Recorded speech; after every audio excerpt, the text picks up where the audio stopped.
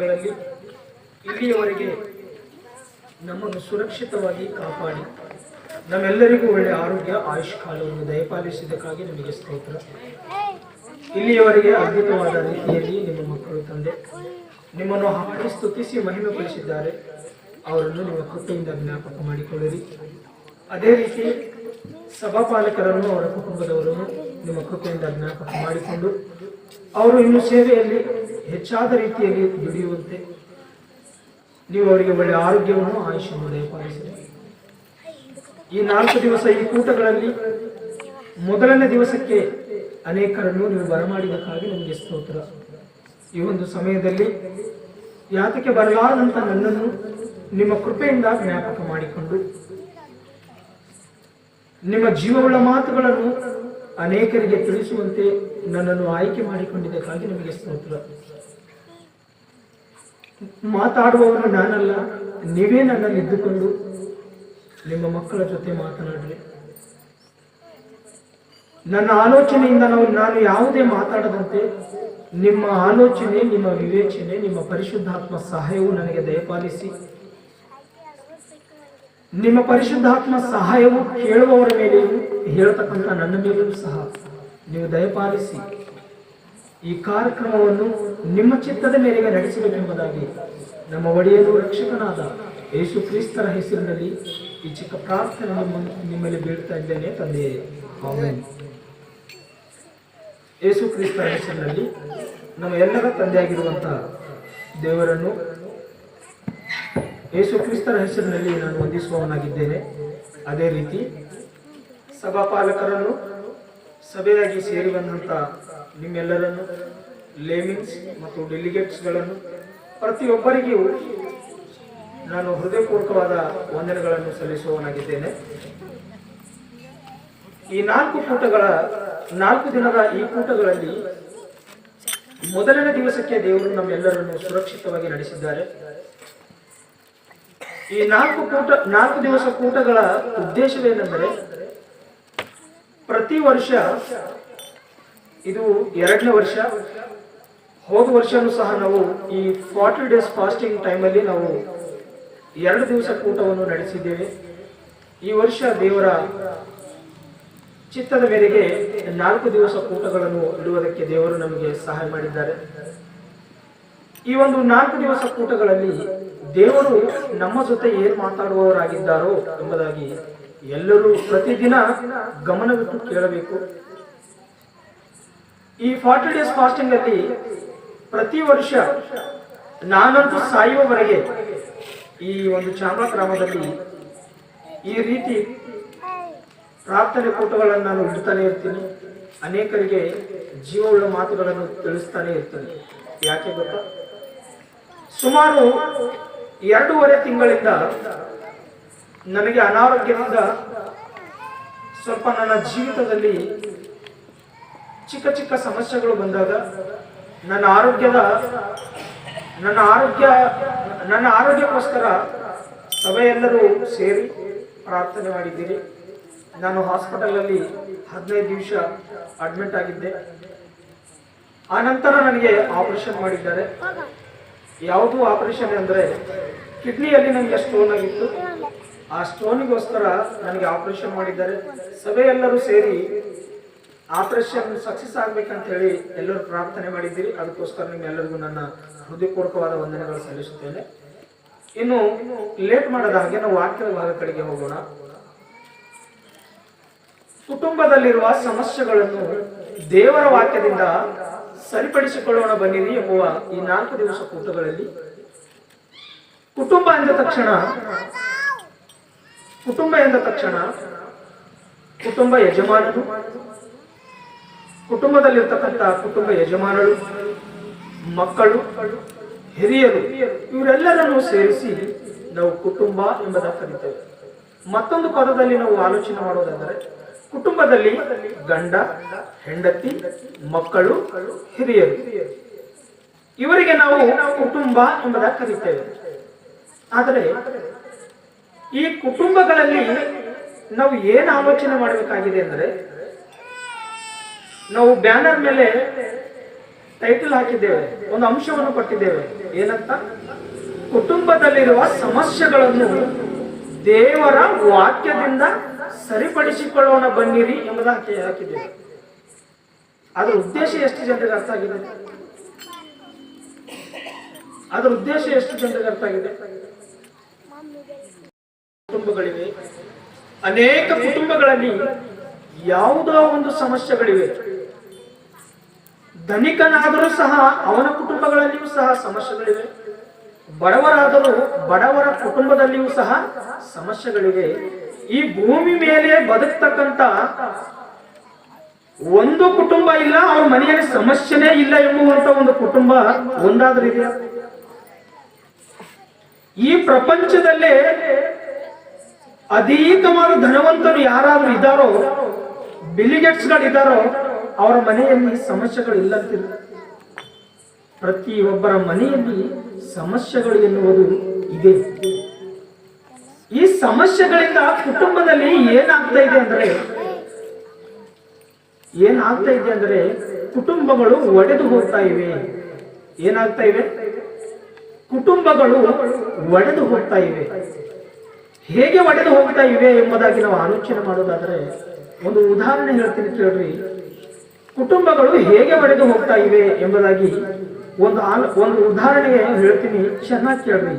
ಆ ಉದಾಹರಣೆ ನಿಮಗೆ ಅರ್ಥವಾದ್ರೆ ವಾಕ್ಯದಲ್ಲಿರ್ತಕ್ಕಂಥ ಸಾರಾಂಶ ನಮಗೆ ಅರ್ಥ ಆಗುತ್ತೆ. ಒಂದು ಮನುಷ್ಯನಿಗೆ ರೋಗ ಬಂದ ತಕ್ಷಣ ಅವನನ್ನು ಸಾಯಿಸುವುದಿಲ್ಲ ಪ್ರಿಯ ಮಕ್ಕಳೇ. ಒಂದೇ ದಿವಸ ರೋಗ ಬಂದು ಅವನನ್ನು ಸಾಯಿಸುವುದಿಲ್ಲ. ಒಂದು ಮನುಷ್ಯನಿಗೆ ಒಂದು ರೋಗ ಬರಬೇಕಾದ್ರೆ ಅವನಿಗೆ ಸ್ಟಾರ್ಟ್ ಆಗಿನಿಂದ ಕೆಲವು ದಿನ ಆ ರೋಗ ಅವನಿಗೆ ಕಾಡುತ್ತಾ ಬರುತ್ತೆ. ದಿನದಿನಕ್ಕೂ ಆ ಮನುಷ್ಯನಲ್ಲಿ ಆ ರೋಗ ಹೆಚ್ಚಾದ ನಂತರ ಆ ಮನುಷ್ಯನು ಮರಣಕ್ಕೆ ತುತ್ತಾಗುವವನಾಗಿದ್ದಾನೆ. ಮರಣಕ್ಕೆ ತುತ್ತಾಗುವಂತ ಆ ಮನುಷ್ಯನು ಏನ್ ಆಲೋಚನೆ ಮಾಡ್ಬೇಕಂದ್ರೆ, ಬಂದಂತ ರೋಗವನ್ನು ಚಿಕ್ಕದಾಗಿದ್ದಾಗಲೇ ಅದನ್ನು ಏನು ಮಾಡಬೇಕು? ಅದನ್ನು ವಾಸಿ ಮಾಡಿಕೊಳ್ಳುವುದಕ್ಕೆ ಅವನು ಪ್ರಯತ್ನ ಮಾಡಬೇಕು. ಬಂದಂತ ರೋಗ ಚಿಕ್ಕದೇ ಎಂಬುದಾಗಿ ಅವನು ಒಂದು ವೇಳೆ ಅಂದುಕೊಂಡ್ರೆ ಆ ಚಿಕ್ಕದಾಗಿರ್ತಕ್ಕಂಥ ರೋಗ ಅದು ದಿನದಿನಕ್ಕೂ ಬೆಳೆದು ಆ ಮನುಷ್ಯನ ಪ್ರಾಣವನ್ನು ತೆಗಿತಕ್ಕಂಥದ್ದು ಆಗಿದೆ. ಅದೇ ರೀತಿ ಕುಟುಂಬಗಳಲ್ಲಿ ಸಮಸ್ಯೆಗಳು ಯಾವ ರೀತಿ ಬರುತ್ತವೆ ಅಂದ್ರೆ, ಚಿಕ್ಕದಾಗಿ ಸಮಸ್ಯೆ ಸ್ಟಾರ್ಟ್ ಆಗುತ್ತೆ. ಚಿಕ್ಕದಾಗಿ ಸಮಸ್ಯೆಗಳನ್ನು ಬರುತ್ತವೆ. ಆ ಚಿಕ್ಕ ಸಮಸ್ಯೆಗಳನ್ನು ಒಂದು ವೇಳೆ ನಾವು ಆಲೋಚನೆ ಮಾಡದೆ ಹೋದ್ರೆ ಆ ಚಿಕ್ಕ ಸಮಸ್ಯೆಗಳೇ ದಿನದಿನಕ್ಕೂ ಬೆಳೆದು ಒಂದು ದಿವಸ ಕುಟುಂಬದಲ್ಲಿ ಎಲ್ಲರೂ ಸೇರಿರ್ತಕ್ಕಂಥ ಕುಟುಂಬದಲ್ಲಿ ಆ ಕುಟುಂಬವನ್ನು ಎರಡು ಭಾಗ ಆಗುವುದಕ್ಕೆ ಕಾರಣಗಳು ಆಗುತ್ತವೆ. ಆದರೆ ಇವತ್ತಿನ ವಾಕ್ಯ ಸಾರಾಂಶದಲ್ಲಿ ಕುಟುಂಬ ಯಜಮಾನನು ಹೇಗಿರಬೇಕು, ಅಥವಾ ಕುಟುಂಬದಲ್ಲಿ ಗಂಡನ ಸ್ಥಾನದಲ್ಲಿರ್ತಕ್ಕಂಥ ಆ ವ್ಯಕ್ತಿ ಹೇಗಿರಬೇಕು. ಕುಟುಂಬ ಯಜಮಾನನೆಂದರೆ ಗೊತ್ತಾ? ಯಾರೇ? ಕುಟುಂಬ ಯಜಮಾನನೆಂದರೆ ಕುಟುಂಬದಲ್ಲಿ ಗಂಡನ ಸ್ಥಾನದಲ್ಲಿರ್ತಕ್ಕಂಥವನು ಕುಟುಂಬ ಯಜಮಾನನು. ಕುಟುಂಬದ ಯಜಮಾನನು ಕುಟುಂಬದಲ್ಲಿ ಹೇಗಿರಬೇಕು ಇವತ್ತಿನ ದಿವಸ ನಾವು ಕಲಿತುಕೊಳ್ಳೋಣ, ಆಲೋಚನೆ ಮಾಡೋಣ. ಒಂದು ಬಸ್ಸಲ್ಲಿ ನೀವು ಪ್ರಯಾಣ ಮಾಡುವಾಗ ಬಸ್ ಡ್ರೈವರ್ ಪೂರ್ತಿ ಕಂಡೀಷನ್ ಅಲ್ಲಿ ಇದ್ದಾನಂತ ತಿಳ್ಕೊರಿ, ಚೆನ್ನಾಗಿದ್ದಾನಂತ ತಿಳ್ಕೊರಿ. ನಾವು ಸೇರಿಕೊಳ್ತಕ್ಕಂಥ ಗಮ್ಯಸ್ಥಾನಕ್ಕೆ ನಾವು ಸೇರಿಕೊಳ್ಳುವುದು ಸಾಧ್ಯವಾಗುತ್ತೆ. ಒಂದು ವೇಳೆ ಆ ಡ್ರೈವರು ಫುಲ್ ಆಗಿ ಕುಡಿದು ಬಸ್ ನಡೆಸ್ತಾ ಇದ್ದಾನಂತ ತಿಳ್ಕೊರಿ, ನಾವು ಸರಿಯಾದ ಗಮ್ಯಸ್ಥಾನಕ್ಕೆ ಸೇರ್ಕೊಳ್ಳಿಕ್ಕಾಗುತ್ತಾ? ಆಗೋದಿಲ್ಲ. ಅದೇ ರೀತಿ ಈ ಕುಟುಂಬವೇ ಒಂದು ಬಸ್ ಅಂದುಕೊಂಡ್ರೆ ಆ ಕುಟುಂಬಕ್ಕೆ ಈ ಒಂದು ಗಂಡನ ಸ್ಥಾನದಲ್ಲಿದ್ದಂತ ಆ ವ್ಯಕ್ತಿ ಆ ಕುಟುಂಬದ ಒಂದು ಡ್ರೈವರ್ ಆಗಿದ್ರೆ ಆ ಡ್ರೈವರು ಎಷ್ಟು ಜಾಗ್ರತೆಯಿಂದ ಕುಟುಂಬವೆಂಬ ಬಸ್ಸನ್ನು ನಡೆಸಿಕೊಂಡು ಹೋಗಬೇಕು ಗೊತ್ತಾ? ಇವತ್ತು ಆ ಜವಾಬ್ದಾರಿಯನ್ನು ಕುಟುಂಬದಲ್ಲಿರ್ತಕ್ಕಂಥ ಆ ಗಂಡನ ಸ್ಥಾನದಲ್ಲಿದ್ದವರು ಮರೆತು ಹೋಗಿದ್ದಾರೆ. ಪ್ರಿಯರ ಮಕ್ಕಳೇ, ಅವರು ಮರೆತು ಹೋಗಿದ್ದಾರೆ. ಒಂದು ಗಂಡನ ಸ್ಥಾನದಲ್ಲಿದ್ದಂತ ನಾನು ನನ್ನ ಕುಟುಂಬದಲ್ಲಿ ಯಾವ ಜವಾಬ್ದಾರಿಗಳನ್ನು ನಾನು ತೆಗೆದುಕೊಂಡು ಕುಟುಂಬವನ್ನು ಸರಿಯಾದ ಮಾರ್ಗದಲ್ಲಿ ನಾನು ನಡೆಸಬೇಕು ಎನ್ನುವಂತ ಆಲೋಚನೆ ಇವತ್ತು ಅನೇಕರಲ್ಲಿ ಕಾಣಿಸ್ತಾ ಇಲ್ಲ. ಪ್ರಿಯ ಮಕ್ಕಳೇ, ಈ 4 ದಿವಸ ಕೂಟಗಳಲ್ಲಿ ಮೊದಲನೇ ದಿವಸ ಮನೆಯ ಯಜಮಾನನು ಹೇಗಿರಬೇಕು ನಾವು ಕಲಿತುಕೊಳ್ಳುತ್ತೇವೆ. ಎರಡನೇದಾಗಿ ಕುಟುಂಬದಲ್ಲಿ ಕುಟುಂಬ ಯಜಮಾನರು ಅಂದರೆ ಸ್ತ್ರೀ ಹೇಗಿರಬೇಕು ನಾವು ಕಲಿತುಕೊಳ್ಳುತ್ತೇವೆ. ಮೂರನೇ ದಿವಸ ಕುಟುಂಬದಲ್ಲಿ ತಂದೆ ತಾಯಿ ಮತ್ತು ಮಕ್ಕಳು ಹೇಗಿರಬೇಕು ಎಂಬುದನ್ನು ಕಲಿತುಕೊಳ್ಳುತ್ತೇವೆ. 4ನೇ ದಿವಸವೂ ಸಹ ಯವನಸ್ಥರು ಹೇಗಿರಬೇಕು ಎಂಬುದಾಗಿ ನಾವು ಕಲಿತುಕೊಳ್ಳುತ್ತೇವೆ. ಆದರೆ ಇವತ್ತು ನೀವು ಸರಿಯಾದ ಆಲೋಚನೆ ಒಂದು ವೇಳೆ ನೀವು ಮಾಡೋದಾದರೆ, ಇವತ್ತು ಮೆಸೇಜ್ ಯಾರಿಗೋಸ್ಕರ ಇದೆ ಗೊತ್ತಾ? ಕುಟುಂಬದಲ್ಲಿ ಗಂಡು ಮಕ್ಕಳಿಗೋಸ್ಕರ ಇದೆ. ಅಂದ ತಕ್ಷಣ ನಮಗೋಸ್ಕರ ಇಲ್ಲ ಅಂತ ಹೇಳಿ ನೀವು ತಿಳ್ಕೊಬೇಡ್ರಿ. ನೀವು ಏನು ಕಲಿತುಕೊಳ್ಳಬೇಕು ಸ್ವಲ್ಪ ನೀವು ಆಲೋಚನೆ ಮಾಡಿ. ಕುಟುಂಬದಲ್ಲಿ ಚಿಕ್ಕ ಚಿಕ್ಕ ಸಮಸ್ಯೆಗಳನ್ನು ಕುಟುಂಬ ಯಜಮಾನನು ಆಲೋಚನೆ ಮಾಡಿದರೆ ಕುಟುಂಬ ಸರಿಯಾದ ಮಾರ್ಗದಲ್ಲಿರುತ್ತೆ. ಒಂದು ವೇಳೆ ಕುಟುಂಬದಲ್ಲಿ ಸರಿಯಾದ ಆಲೋಚನೆ ಒಂದು ವೇಳೆ ಕುಟುಂಬ ಯಜಮಾನನು ಮಾಡದೆ ಹೋದರೆ ಆ ಒಂದು ಕುಟುಂಬ ಏನಾಗುತ್ತೆ ಗೊತ್ತೇ? ರೋಡಿಗೆ ಬರುತ್ತದೆ. ಪ್ರಿಯ ಮಕ್ಕಳೇ, 4 ಜನರಲ್ಲಿ ಹಾಸ್ಯಾಸ್ಪದವಾಗಿ ಕಾಣಿಸ್ತಾ ಇರ್ತದೆ. ಪ್ರಿಯ ಮಕ್ಕಳೇ, ಕುಟುಂಬದ ಯಜಮಾನನು ಇವತ್ತು ಕೇಳತಕ್ಕಂತ ಒಂದೊಂದು ಮಾತು ಒಂದು ವೇಳೆ ಆಲೋಚನೆ ಮಾಡೋದಾದರೆ ಅವರ ಕುಟುಂಬವು ವಾಕ್ಯದಿಂದ ಕಟ್ಟಲ್ಪಡುತ್ತದೆ. ಪ್ರಿಯ ಮಕ್ಕಳೇ, ಅವರ ಕುಟುಂಬವು ವಾಕ್ಯದಿಂದ ಕಟ್ಟಲ್ಪಡುತ್ತದೆ. ಇವತ್ತಿನ ವಾಕ್ಯ ಭಾಗದಲ್ಲಿ ಹೋಗಿ ನಾವು ವಾಕ್ಯವನ್ನು ನಾವು ಪರಿಶೀಲನೆ ಮಾಡೋದಾದರೆ, ಕುಟುಂಬ ಯಜಮಾನನಿಗೋಸ್ಕರ ವಾಕ್ಯದಲ್ಲಿ ದೇವರು ಏನಾಗಿ ಹೇಳಿದ್ದಾರೋ ಒಂದು ಸಾರಿ ವಾಕ್ಯದಲ್ಲಿ ಹೋಗಿ ನಾವು ನೋಡೋದಾದರೆ, ಪ್ರಿಯ ಮಕ್ಕಳೇ, ಪೇತ್ರನು ಬರೆದ ಮೊದಲನೆಯ ಪತ್ರಿಕೆ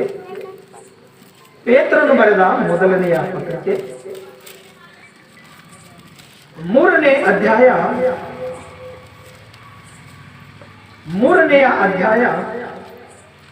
7ನೇ ವಚನ ಚೆನ್ನಾಗಿ ನಾವು ಓದಿಕೊಳ್ಳೋಣ. ಅದೇ ರೀತಿಯಾಗಿ ಪುರುಷರೇ ಸ್ತ್ರೀಯು ಪುರುಷನಿಗಿಂತ ಬಲಹೀನಳೆಂಬುದನ್ನು ಜ್ಞಾಪಕ ಮಾಡಿಕೊಂಡು ನಿಮ್ಮ ಹೆಂಡತಿಯರ ಸಂಗಡ ವಿವೇಕದಿಂದ ಒಗತನ ಮಾಡಿರಿ. ಈ ಓದಿರ್ತಕ್ಕಂಥ ವಾಕ್ಯ ಭಾಗದಲ್ಲಿ ನಿಮಗೆ ಏನ್ ಅರ್ಥ ಆಗಿದೆಯೋ ಒಂದ್ಸಲ ಹೇಳ್ತೀರಾ? ಏನ್ ಅರ್ಥ ಆಗಿದೆ? ಮತ್ತೊಂದು ಸಾರಿ ಜೋರಾಗಿ ಯಾರಾದ್ರೂ ಓದಿ ಹೇಳ್ತೀರಾ?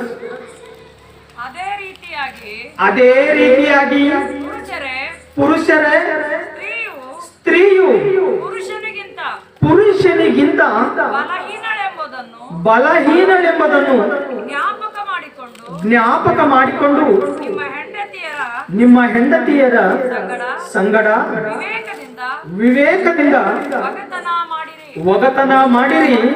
ಅವರು ಜೀವ ವರಕ್ಕೆ ನಿಮ್ಮೊಂದಿಗೆ ಬಾಧ್ಯರಾಗಿದ್ದರೆಂದು ತಿಳಿದು ಅವರಿಗೆ ಮಾನವನ್ನು ಸಲ್ಲಿಸಿರಿ. ಹೀಗೆ ನಡೆದರೆ ನಿಮ್ಮ ಪ್ರಾರ್ಥನೆಗಳಿಗೆ ಅಡ್ಡಿ ಇರುವುದಿಲ್ಲ. ಇಲ್ಲಿ ಆಲೋಚನೆ ಮಾಡೋದಾದರೆ ಆ ಓದಿರುವ ಭಾಗದಲ್ಲಿ ನಿಮ್ಮ ಹೆಂಡತಿಯ ಒಂದು ಪರಿಸ್ಥಿತಿಯ ಬಗ್ಗೆ ಹೇಳುತ್ತಾ ಆ ಹೆಂಡತಿ ಹೇಗಿದ್ದಾಳಂತೆ? ಬಲಹೀನಳು ಎಂಬುದಾಗಿ ಹೇಳಿದ್ದಾರೆ. ಅರ್ಥ ಆಗಿದೆಯಲ್ಲ ಓದಿದ ವಾಕ್ಯದಲ್ಲಿ? ಕುಟುಂಬದಲ್ಲಿ ಸ್ತ್ರೀ ಏನಾಗಿದ್ದಾಳಂತೆ? ಬಲಹೀನಳು ಎಂಬುದಾಗಿ ಓದಿದ್ದೇವೆ. ಈ ಬಲಹೀನಳೆಂಬಂತ ಆ ಸ್ತ್ರೀಯನ್ನು ಪುರುಷನು ಹೇಗೆ ಅರ್ಥ ಮಾಡಿಕೊಳ್ಳಬೇಕು ಅಂದರೆ, ಆಲೋಚನೆ ಮಾಡ್ರಿ. ಈ ವಾಟರ್ ಬಾಟಲ್ ಇದೆ, ಕಾಣ್ತಾ ಇದೆಯಾ? ವಾಟರ್ ಬಾಟಲ್ ಕಾಣಿಸ್ತಾ ಇದೆ? ಈ ವಾಟರ್ ಬಾಟಲು ಇವಾಗ ನಾ ಬಿಸಾಡ್ಬಿಟ್ಟ ಅಂತ ತಿಳ್ಕೊಳ್ಳಿ, ಇದ್ರೊಳಗೆ ನೀರು ಕೆಳಗೆ ಹೋಗ್ಲಿಕ್ಕೆ ಸಾಧ್ಯದನ? ಈ ವಾಟರ್ ಬಾಟಲ್ ಢಕ್ಕನ್ ತೆಗೆದು ಇವಾಗ ನಾ ಬೇಕಾದ ಅಂತ ತಿಳ್ಕೊರೆ, ಈ ನೀರು ಹೋಯ್ತಾವ ಇರ್ತಾವ? ಇರ್ತಾವ, ಹೋಯ್ತಾವಲ್ಲ. ಸ್ತ್ರೀ ಎಷ್ಟು ಬಲಹೀನಳೋ ಎಂಬುದಾಗಿ ತಿಳ್ಕೊಳ್ಬೇಕಾದ್ರೆ ಈ ಫೋನ್ ಇದೆ ನೋಡಿ, ಫೋನ್ ಇದೆನಾ? ಈ ಫೋನು ನಿಮ್ಮ ಕೈಯಲ್ಲಿ ಜಾಗ್ರತೆಯಿಂದ ಹಿಡ್ಕೊಳ್ತೀರಾ, ಅಜಾಗ್ರತೆಯಿಂದ ಹಿಡ್ಕೊಳ್ತೀರಾ? ಹೇಗ್ರಿ? ಇವತ್ತು ನಾನು ಪುರುಷರಿಗೆ ಪ್ರಶ್ನೆ ಮಾಡಬೇಕಾದಂತ ಪ್ರಶ್ನೆಗಳೆಲ್ಲ ಯಾರಿಗೆ ಕೇಳ್ತಾ ಇದ್ದೀನಿ ಗೊತ್ತಾ? ಸ್ತ್ರೀಯರಿಗೆ. ಅವರು ಇಲ್ಲಿರದೆ ಹೋದ್ರು, ಮನೆಯಲ್ಲಿದ್ರು ಈ ಒಂದು ಮೈಕ್ ಸೌಂಡ್ ಮುಖಾಂತರನಾದ್ರೂ ಅವ್ರ ಹತ್ರಕ್ಕೆ ಹೋಗ್ತಾರೆ. ಹೌದಾ ಇಲ್ವಾ? ಇಲ್ಲಿ ಬಂದಂತವರಿಗಂತೂ ಅರ್ಥ ಆಗ್ತಾ ಇರ್ತದೆ. ಸ್ತ್ರೀ ಎಷ್ಟು ಬಲಹೀನಳು ಅಂದ್ರೆ, ನಿಮ್ಮ ಮೊಬೈಲ್ ಅನ್ನು ಎಷ್ಟು ಪ್ರೀತಿ ಮಾಡಿ ಇದನ್ನು ಗಟ್ಟಿಯಾಗಿ ಹಿಡಿದುಕೊಳ್ತಾ ಇದ್ದೀರೋ, ನೀವು ಕಟ್ಟಿಕೊಂಡಂತ ಆ ಸ್ತ್ರೀ, ಆ ಹೆಣ್ಣು ಮಗಳು ಅಷ್ಟು ಬಲಹೀನಳು. ಇದು ಕೆಳಗೆ ಬಿದ್ದ ತಕ್ಷಣ ಏನಾಗುತ್ತೆ? ಒಡೆದು ಹೋಗುತ್ತೆ. ಒಂದು ವೇಳೆ ಕುಟುಂಬ ಯಜಮಾನನು ಸ್ತ್ರೀಯ ಬಗ್ಗೆ ಕೇರ್ಫುಲ್ ಆಗಿರದೆ ಹೋದರೆ ಅವನ ಕುಟುಂಬ ಏನಾಗುತ್ತೆ? ಒಡೆದು ಹೋಗುತ್ತೆ. ಸ್ತ್ರೀ ಬಲಹೀನಳು ಎಂಬುದಾಗಿ ಹೇಳಿದ್ದಾರೆ. ಎಷ್ಟು ಬಲಹೀನಳು ಅಂದ್ರೆ ಮೊಟ್ಟ ಮೊದಲನೇ ಆದಾಮ ಮತ್ತು ಹವ್ವರ ಬಗ್ಗೆ ನಾವು ಆಲೋಚನೆ ಮಾಡೋದಾದರೆ, ತಿಮೋತಿಯನ್ನು ಬರೆದ ಪತ್ರಿಕೆಯಲ್ಲಿ ದೇವರು ಹೇಳುತ್ತಾನೆ, ಆದಾಮನು ಮೋಸ ಹೋಗಿಲ್ಲ. ಯಾರು ಮೋಸ ಹೋಗಿದ್ದಾರಂತೆ? ಹವ್ವಳು ಮೋಸ ಹೋಗಿದ್ದಾಳೆ. ಅಂದ್ರೆ ಬಲಹೀನಳಾಗಿರ್ತಕ್ಕಂಥ ಸ್ತ್ರೀಯನ್ನು ನೀನು ಹೇಗೆ ಹ್ಯಾಂಡಲ್ ಮಾಡಬೇಕು, ಅಥವಾ ಬಲಹೀನಳಾದಂಥ ಸ್ತ್ರೀಯನ್ನು ನೀನು ಯಾವ ರೀತಿಯಲ್ಲಿ ಅವಳನ್ನು ಕಂಟ್ರೋಲ್ ಆಗಿಟ್ಟುಕೊಳ್ಳಬೇಕು ಎಂಬುದಾಗಿ ಇವತ್ತು ದೇವರ ವಾಕ್ಯ ನಮ್ಮ ಜೊತೆ ಹೇಳ್ತದೆ. ಇವತ್ತು ಅನೇಕ ಕುಟುಂಬಗಳಲ್ಲಿ ಸಮಸ್ಯೆಗಳು ಯಾವ ರೀತಿ ಬರ್ತಾ ಇದೆ ಗೊತ್ತಾ? ನಿಮ್ಮ ಮಕ್ಕಳನ್ನು ಮದುವೆ ಮಾಡುವುದಕ್ಕೋಸ್ಕರ ಒಂದು ಹುಡುಗಿಯನ್ನು ನೋಡುವುದಕ್ಕೆ ನಿಮ್ಮ ಮಕ್ಕಳನ್ನು ತೆಗೆದುಕೊಂಡು ಹೋದಾಗ ಅವರ ಜೊತೆ ಒಂದು ಹುಡುಗಿಗೆ ಸಂಬಂಧವನ್ನು ಫಿಕ್ಸ್ ಆದಾಗ ಈ ಕಾಲದಲ್ಲಿ ಸುಮ್ಮನೆ ಇರ್ತಾ ಇದ್ದಾರೆ. ಏನ್ ಮಾಡ್ತಾ ಇದ್ದಾರೆ? ಹೋಗಿದಂತ ಎಲ್ಲಾ ಜೀಪ್ ತುಂಬಾ ಹೋಗಿದಂತ ನೆಂಟರು ಅಲ್ಲೇ ಇರ್ತಾರ. ಆದ್ರೆ ಹುಡುಗಿ ಹತ್ರ ನಂಬರ್ ಹ್ಯಾಂಗ ಹೋಗೋನೋ ಗೊತ್ತಿಲ್ಲ. ಮನೆಗೆ ಬಂದ ತಕ್ಷಣ ಫೋನ್ ಮೇಲೆ ಫೋನ್ ಮಾಡ್ತಾನೆ ಇರ್ತಾರೆ. ಆ ಫೋನ್ ಕಾಲಲ್ಲಿ ನಡೀತಕ್ಕಂಥ ಸಂಭಾಷಣೆ ಹೇಗಿರ್ತಾರೆ ಗೊತ್ತಾ? ಪಾಪ ಹುಡುಗಿ ಹಚ್ಚಿ ಮಾತಾಡ್ತಾಳೆ. ಆದ್ರೆ ಇವನು ಏನಂತಾನೆ ಗೊತ್ತಾ? ಅಷ್ಟು ಕೊಟ್ಟು ಮಾತಾಡೋದು ಏನ್ ಬೇಡ, ಹೆಸರು ತಗೊಂಡು ಕರಿ ಅಂತಾನೆ. ಏನಂತಾನೆ? ಹೆಸರು ತಗೊಂಡು ಕರಿ ಅಂತಾನೆ. ಇಲ್ಲಿ ಅವಕಾಶ ಯಾರು ಕೊಟ್ಟಿದ್ದಾರೆ? ಪುರುಷನು ಅವಕಾಶ ಮಾಡಿ ಕೊಟ್ಟಿದ್ದಾನೆ. ಈ ಫೋನಿನಲ್ಲಿ ಉಂಡಿದೆ, ತಿಂದಿದೆ, ಈ ರೀತಿ ಸಂಭಾಷಣೆ ಮಾಡಿದಂತ ಇವ್ರದ್ದು ಒಂದು ದಿವಸ ಮದುವೆ ಆದ ತಕ್ಷಣ ಮನೆಗೆ ಬಂದಂತ ಆ ಹೆಣ್ಣು ಮಗಳು ಇವತ್ತು ಇದೇ ಮನುಷ್ಯನಾದಂತ ಇದೇ ಗಂಡನು ಏನು ಬೇಡ್ಕೊಳ್ತಾ ಇದ್ದಾನೆ ಗೊತ್ತಾ? ಅವಳ ಹತ್ರ ರೀ ಎಂಬುದಾಗಿ ಕರಿ ಅಂತಾನೆ. ಮೊದಲು ನೀನು ಅವಕಾಶ ಕೊಟ್ಟಿದ್ದಿ, ನೀನು ಹೋಗೋ ಬರೋ ಹೆಸರು ತಗೊಂಡು ಕರಿ ಅಂತ ಅವಕಾಶ ಕೊಟ್ಟಂತ ನೀನು ಇವತ್ತು ಕುಟುಂಬದಲ್ಲಿ ಬಂದ ತಕ್ಷಣ ನನಗೆ ರೀ ಕೊಟ್ಟು ಮಾತಾಡು ಎಂದು ಬಯಸ್ತಾ ಇದ್ದಾನೆ. ಆದರೆ ನೀನೇ ಮೊದಲು ಅವಕಾಶ ಕೊಟ್ಟಿ ಇವತ್ತು ನೀನು ಕಂಟ್ರೋಲ್ ಆಗಿರು ಅಂದ್ರೆ ಅವ್ರು ಹೇಗ್ರಿ ಕಂಟ್ರೋಲ್ ಆಗಿರ್ತಾರೆ?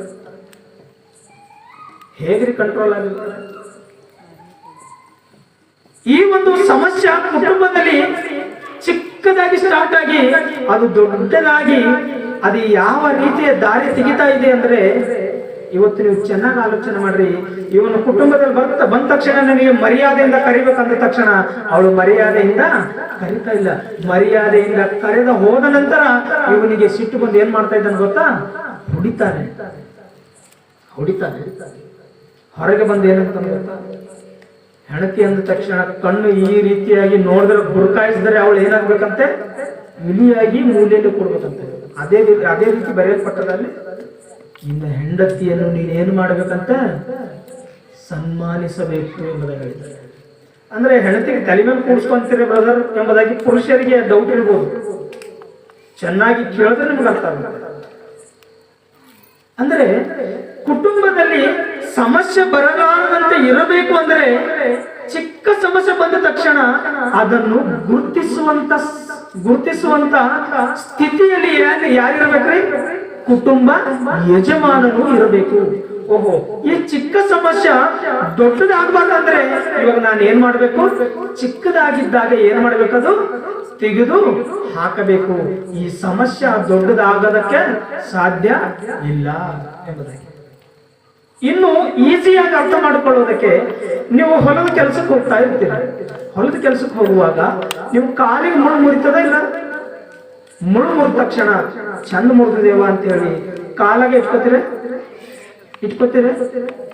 ಒಂದು ವೇಳೆ ಇಟ್ಕೊಂಡ್ರೆ ಏನಾಗ್ತದೆ? ನಯಿಸ್ತದೆ. ಆ ನೋವು ದಿನದಿನಕ್ಕೂ ಹೆಚ್ಚಾಗಿ ಆ ಕಾಲು ಕೊಳಿತಾ ಬರುತ್ತೆ. ಡಾಕ್ಟರ್ ಹತ್ರ ಹೋದ ತಕ್ಷಣ ಡಾಕ್ಟರ್ ಏನ್ ಹೇಳ್ತಾರೆ? ಈ ಕಾಲೇ ತೆಗಿಬೇಕು ಅಂತ ಹೇಳ್ತಾರೆ. ಅದೇ ರೀತಿ ಈ ಮುಳ್ಳು ಮುರಿದ ತಕ್ಷಣ ಯಾವ ರೀತಿ ನೀವು ಮುಳ್ಳನ್ನು ಅದೇ ಕ್ಷಣದಲ್ಲಿ ತೆಗೆದು ಹಾಕ್ತಾ ಇದ್ದೀರೋ, ಅದೇ ರೀತಿ ಕುಟುಂಬದಲ್ಲಿ ಬರ್ತಕ್ಕಂಥ ಸಮಸ್ಯೆಗಳನ್ನು ಚಿಕ್ಕದೇ ಒಂದು ವೇಳೆ ಬಂದ ತಕ್ಷಣ ಅದನ್ನು ಅವಾಗೆ ತೆಗೆದು ಹಾಕಿದ್ರೆ ಕುಟುಂಬ ಒಡೆದು ಹೋಗತಕ್ಕಂಥ ಪರಿಸ್ಥಿತಿ ಬರುವುದಿಲ್ಲ. ಪ್ರಿಯದೇವ, ಸ್ತ್ರೀ ಬಲಹೀನಳೆಂದು ಅವಳ ಜೊತೆ ನೀನು ಅವಳನ್ನು ಸನ್ಮಾನಿಸುವುದನ್ನು ಹೇಳಿದ್ದಾನೆ. ಆ ವಚನ ಮತ್ತೊಂದು ಸಾರಿ ಓದೋಣ.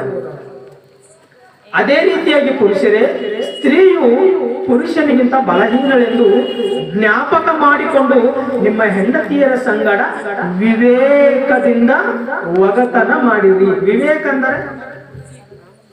ಅಂದರೆ ಬುದ್ಧಿ, ಬುದ್ಧಿ ಅಂದರೆ ಜ್ಞಾನ, ಜ್ಞಾನ ಅಂದರೆ ವಾಕ್ಯ. ಪ್ರಿಯ ದೇವರ ಮಕ್ಕಳೇ, ಜ್ಞಾನ ಅಂದ್ರೆ ಏನ್ರಿ?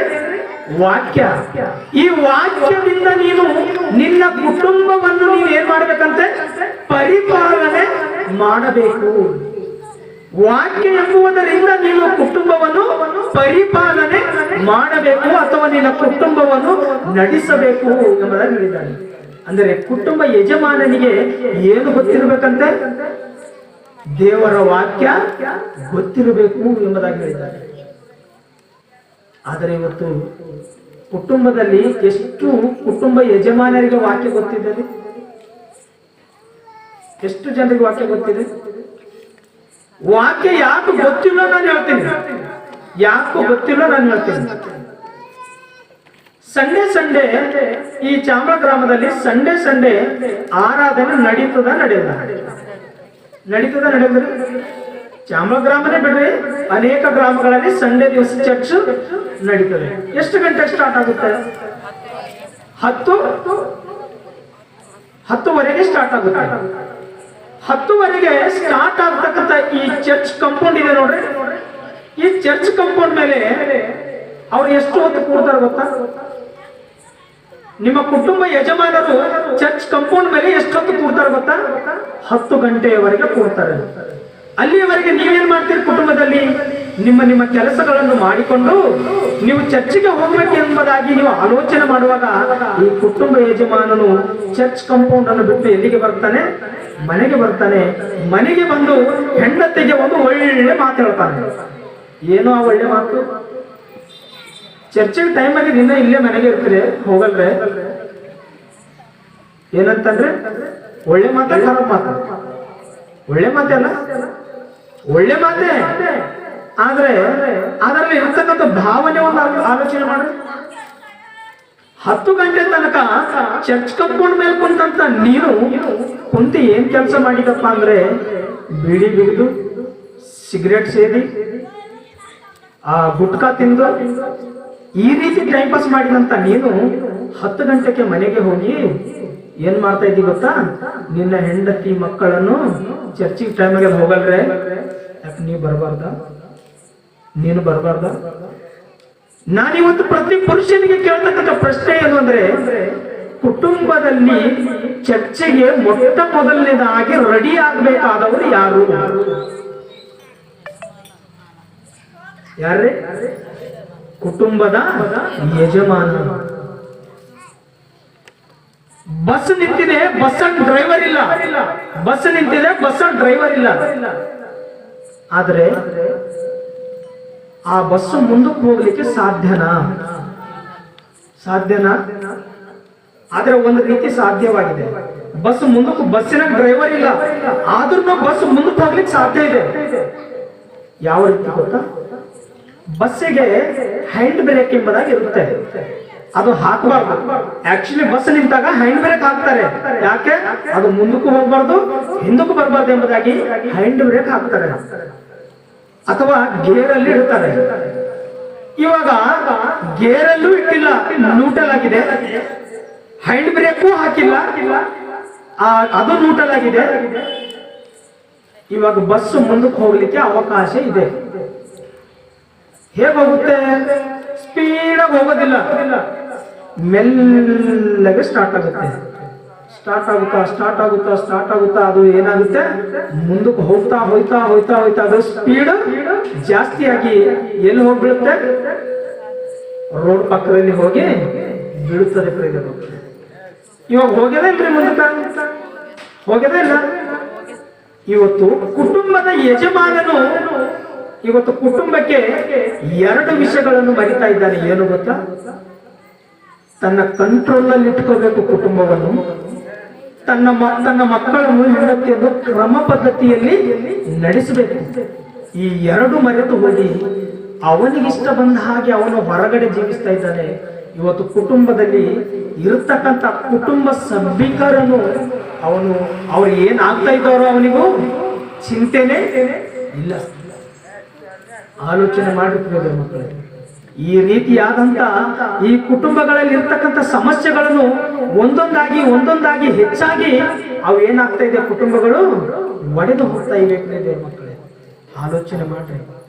ಕುಟುಂಬವನ್ನು ವಾಕ್ಯದಿಂದ ಕಟ್ಟಿಕೊಳ್ಳಬೇಕಾದಂತ ನಾವು ಕುಟುಂಬದಲ್ಲಿ ಸಮಸ್ಯೆಗಳನ್ನು ತೆಗೆದುಕೊಂಡು ಬರ್ತಾ ಇದ್ದೀವಿ ಅಂದ್ರೆ ಆ ಕುಟುಂಬ ಜಾಸ್ತಿ ದಿನ ಅಥವಾ ಅನೇಕ ಕಾಲ ಸ್ಥಿರವಾಗಿ ನಿಲ್ಲುವುದಕ್ಕೆ ಸಾಧ್ಯ ಇಲ್ಲ ಪ್ರಿಯರೇ. ಆದರೆ ಕುಟುಂಬ ಯಜಮಾನನಿಗೆ ಮತ್ತು ಕುಟುಂಬದಲ್ಲಿರ್ತಕ್ಕಂಥ ಕುಟುಂಬ ಯಜಮಾನನಿಗೆ ದೇವರು ಏನಾಗಿ ಹೇಳಿದ್ದಾರೆ ಗೊತ್ತಾ? ಅಲ್ಲಿ ಏನೆಂಬುದಾಗಿ ನಾವು ಓದಿಕೊಂಡಿದ್ದೇವೆ. ವಿವೇಕದಿಂದ ಒಗತನ ಮಾಡಿ ಅವರು ಜೀವವರಕ್ಕೆ ನಿಮ್ಮೊಂದಿಗೆ, ಯಾರೊಂದಿಗೆ? ಜೀವವರಕ್ಕೆ ನಿಮ್ಮೊಂದಿಗೆ ಅಂದರೆ ಏನದರ ಅರ್ಥ? ಪರಲೋಕವೆಂಬ ಜೀವ ಮಾರ್ಗಕ್ಕೆ ನಿಮ್ಮೊಂದಿಗೆ ಅಂದರೆ ಪುರುಷನು ಪರಲೋಕಕ್ಕೆ ಮುಂದೆ ಹೆಜ್ಜೆ ಇಟ್ಟರೆ ಸ್ತ್ರೀಯಾದವಳು ನಿನ್ನ ಹಿಂದೆ ಅವಳು ಸಹ ಪರಲೋಕ ರಾಜ್ಯದಲ್ಲಿ ಹೆಜ್ಜೆ ಇಡುವಂತ ಪರಿಸ್ಥಿತಿಯಲ್ಲಿ ಅವಳು ಇರಬೇಕು ಎಂಬುದಾಗಿ ಈ ವಾಕ್ಯದ ವಚನ ನಮಗೆ ಕಲಿಸ್ತಾ ಇದೆ ಪ್ರಿಯ ಮಕ್ಕಳೇ. ಆದ್ರೆ ಇವತ್ತು ವಾಕ್ಯಾನುಸಾರವಾದಂತ ಕುಟುಂಬ ಯಜಮಾನರು ಎಲ್ಲಿ ಕಾಣಿಸ್ತಾ ಇದ್ದಾರೆ ಹೇಳಿ? ಕಾಣಿಸ್ತಾ ಇದ್ದಾರೆ ಪ್ರಿಯ ಮಕ್ಕಳು. ಆದ್ರೆ ಪುರುಷನಿಗೆ ಇನ್ನು ಯಾವ ರೀತಿಯಲ್ಲಿ ಕುಟುಂಬವನ್ನು ಕಟ್ಟಿಕೊಳ್ಳಬೇಕೋ ದೇವರು ಅದ್ಭುತವಾದ ವಾಕ್ಯದಿಂದ ನಮಗೆ ಹೇಳ್ತಾ ಇದ್ದಾರೆ. ಒಂದು ಸಾರಿ ನೋಡೋಣ ನಾವು. ಕೊರಿಂಥದವರಿಗೆ ಬರೆದ ಮೊದಲನೆಯ ಪತ್ರಿಕೆ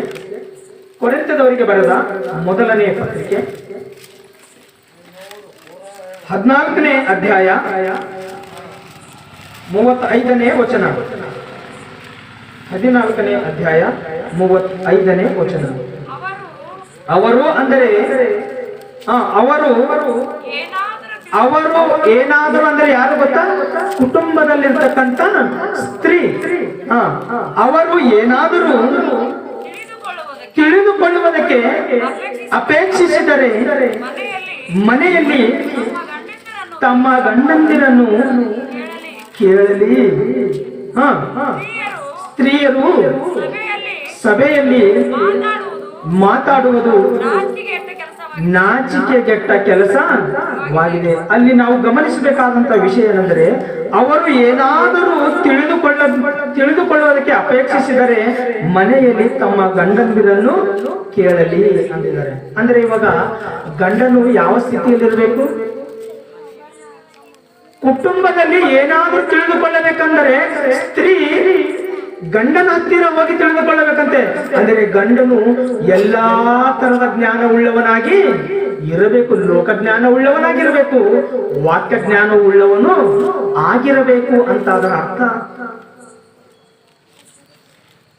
ಇವತ್ತು ಸ್ತ್ರೀ ಒಂದು ಪುರುಷನ ಹತ್ತಿರಕ್ಕೆ ಹೋಗಿ ಅಥವಾ ಅವಳ ಒಂದು ಗಂಡನ ಹತ್ತಿರಕ್ಕೆ ಹೋಗಿ ಏನಾದ್ರೂ ಒಂದು ಒಳ್ಳೆ ವಿಷಯ ಕಲಿಬೇಕು ಅಂದರೆ ಇವತ್ತು ಕುಟುಂಬದ ಯಜಮಾನರು ಅವರಿಗೆ ಅವಕಾಶ ಕೊಡ್ತಾ ಇಲ್ಲ ಪ್ರಿಯ ಮಕ್ಕಳೇ. ಅವರ ಕುಟುಂಬದಲ್ಲಿ ಇದ್ರೆ ಅಲ್ಲ ಅವರಿಗೆ ಅವಕಾಶ ಕೊಡುವುದಕ್ಕೆ ಆಲೋಚನೆ ಮಾಡಿ ಪ್ರಿಯ ಮಕ್ಕಳೇ. ಇವತ್ತಿನ ದಿವಸ ಕುಟುಂಬದ ಯಜಮಾನನು ಕುಟುಂಬದಲ್ಲಿ ಎಲ್ಲ ತರದ ಜ್ಞಾನ ಅಂದರೆ ಲೋಕ ಜ್ಞಾನ ಮತ್ತು ವಾಕ್ಯ ಜ್ಞಾನವೆಂಬುದನ್ನು ಕಲಿತವನಾಗಿರಬೇಕು, ವಾಕ್ಯ ಜ್ಞಾನ ತಿಳಿದವನಾಗಿರಬೇಕು ಎಂಬುದಾಗಿ ಇವತ್ತು ವಾಕ್ಯವನ್ನು ನಾವು ಓದ್ತಾ ಇದ್ದೇವೆ. ವಾಕ್ಯದಲ್ಲಿ ದೇವರು ನಮಗೋಸ್ಕರ ಬರೆಸಿ ಇಟ್ಟಿದ್ದಾನೆ ಪ್ರಿಯದವರ ಮಕ್ಕಳೇ. ಆದರೆ ಇವತ್ತಿನ ದಿನದಲ್ಲಿ ಕುಟುಂಬದಲ್ಲಿ ಪರಿಸ್ಥಿತಿ ಹೇಗಿದೆ ನೋಡ್ರಿ. ಕುಟುಂಬದ ಪರಿಸ್ಥಿತಿಗಳನ್ನು ನೀವು ಗಮನಿಸೋದಾದರೆ ಕುಟುಂಬದಲ್ಲಿ ಯಾವ ರೀತಿ ಇವತ್ತು ಕುಟುಂಬ ನಾಶನಕ್ಕೆ ಗುರಿ ಆಗ್ತಾ ಇದೆಯೋ ಒಂದು ಸಾರಿ ಪ್ರತಿಯೊಬ್ಬರು ಆಲೋಚನೆ ಮಾಡಿದರೆ ನಮಗೆ ಅರ್ಥವಾಗುತ್ತದೆ ಪ್ರಿಯದೇವರ ಮಕ್ಕಳೇ. ಈ ಒಂದು ಸಮಯದಲ್ಲಿ ಮತ್ತೊಂದು ವಾಕ್ಯದ ಭಾಗವನ್ನು ನಾವು ನೋಡೋಣ. ಕೊಲೆಸ್ಯದವರಿಗೆ ಬರೆದ ಪತ್ರಿಕೆ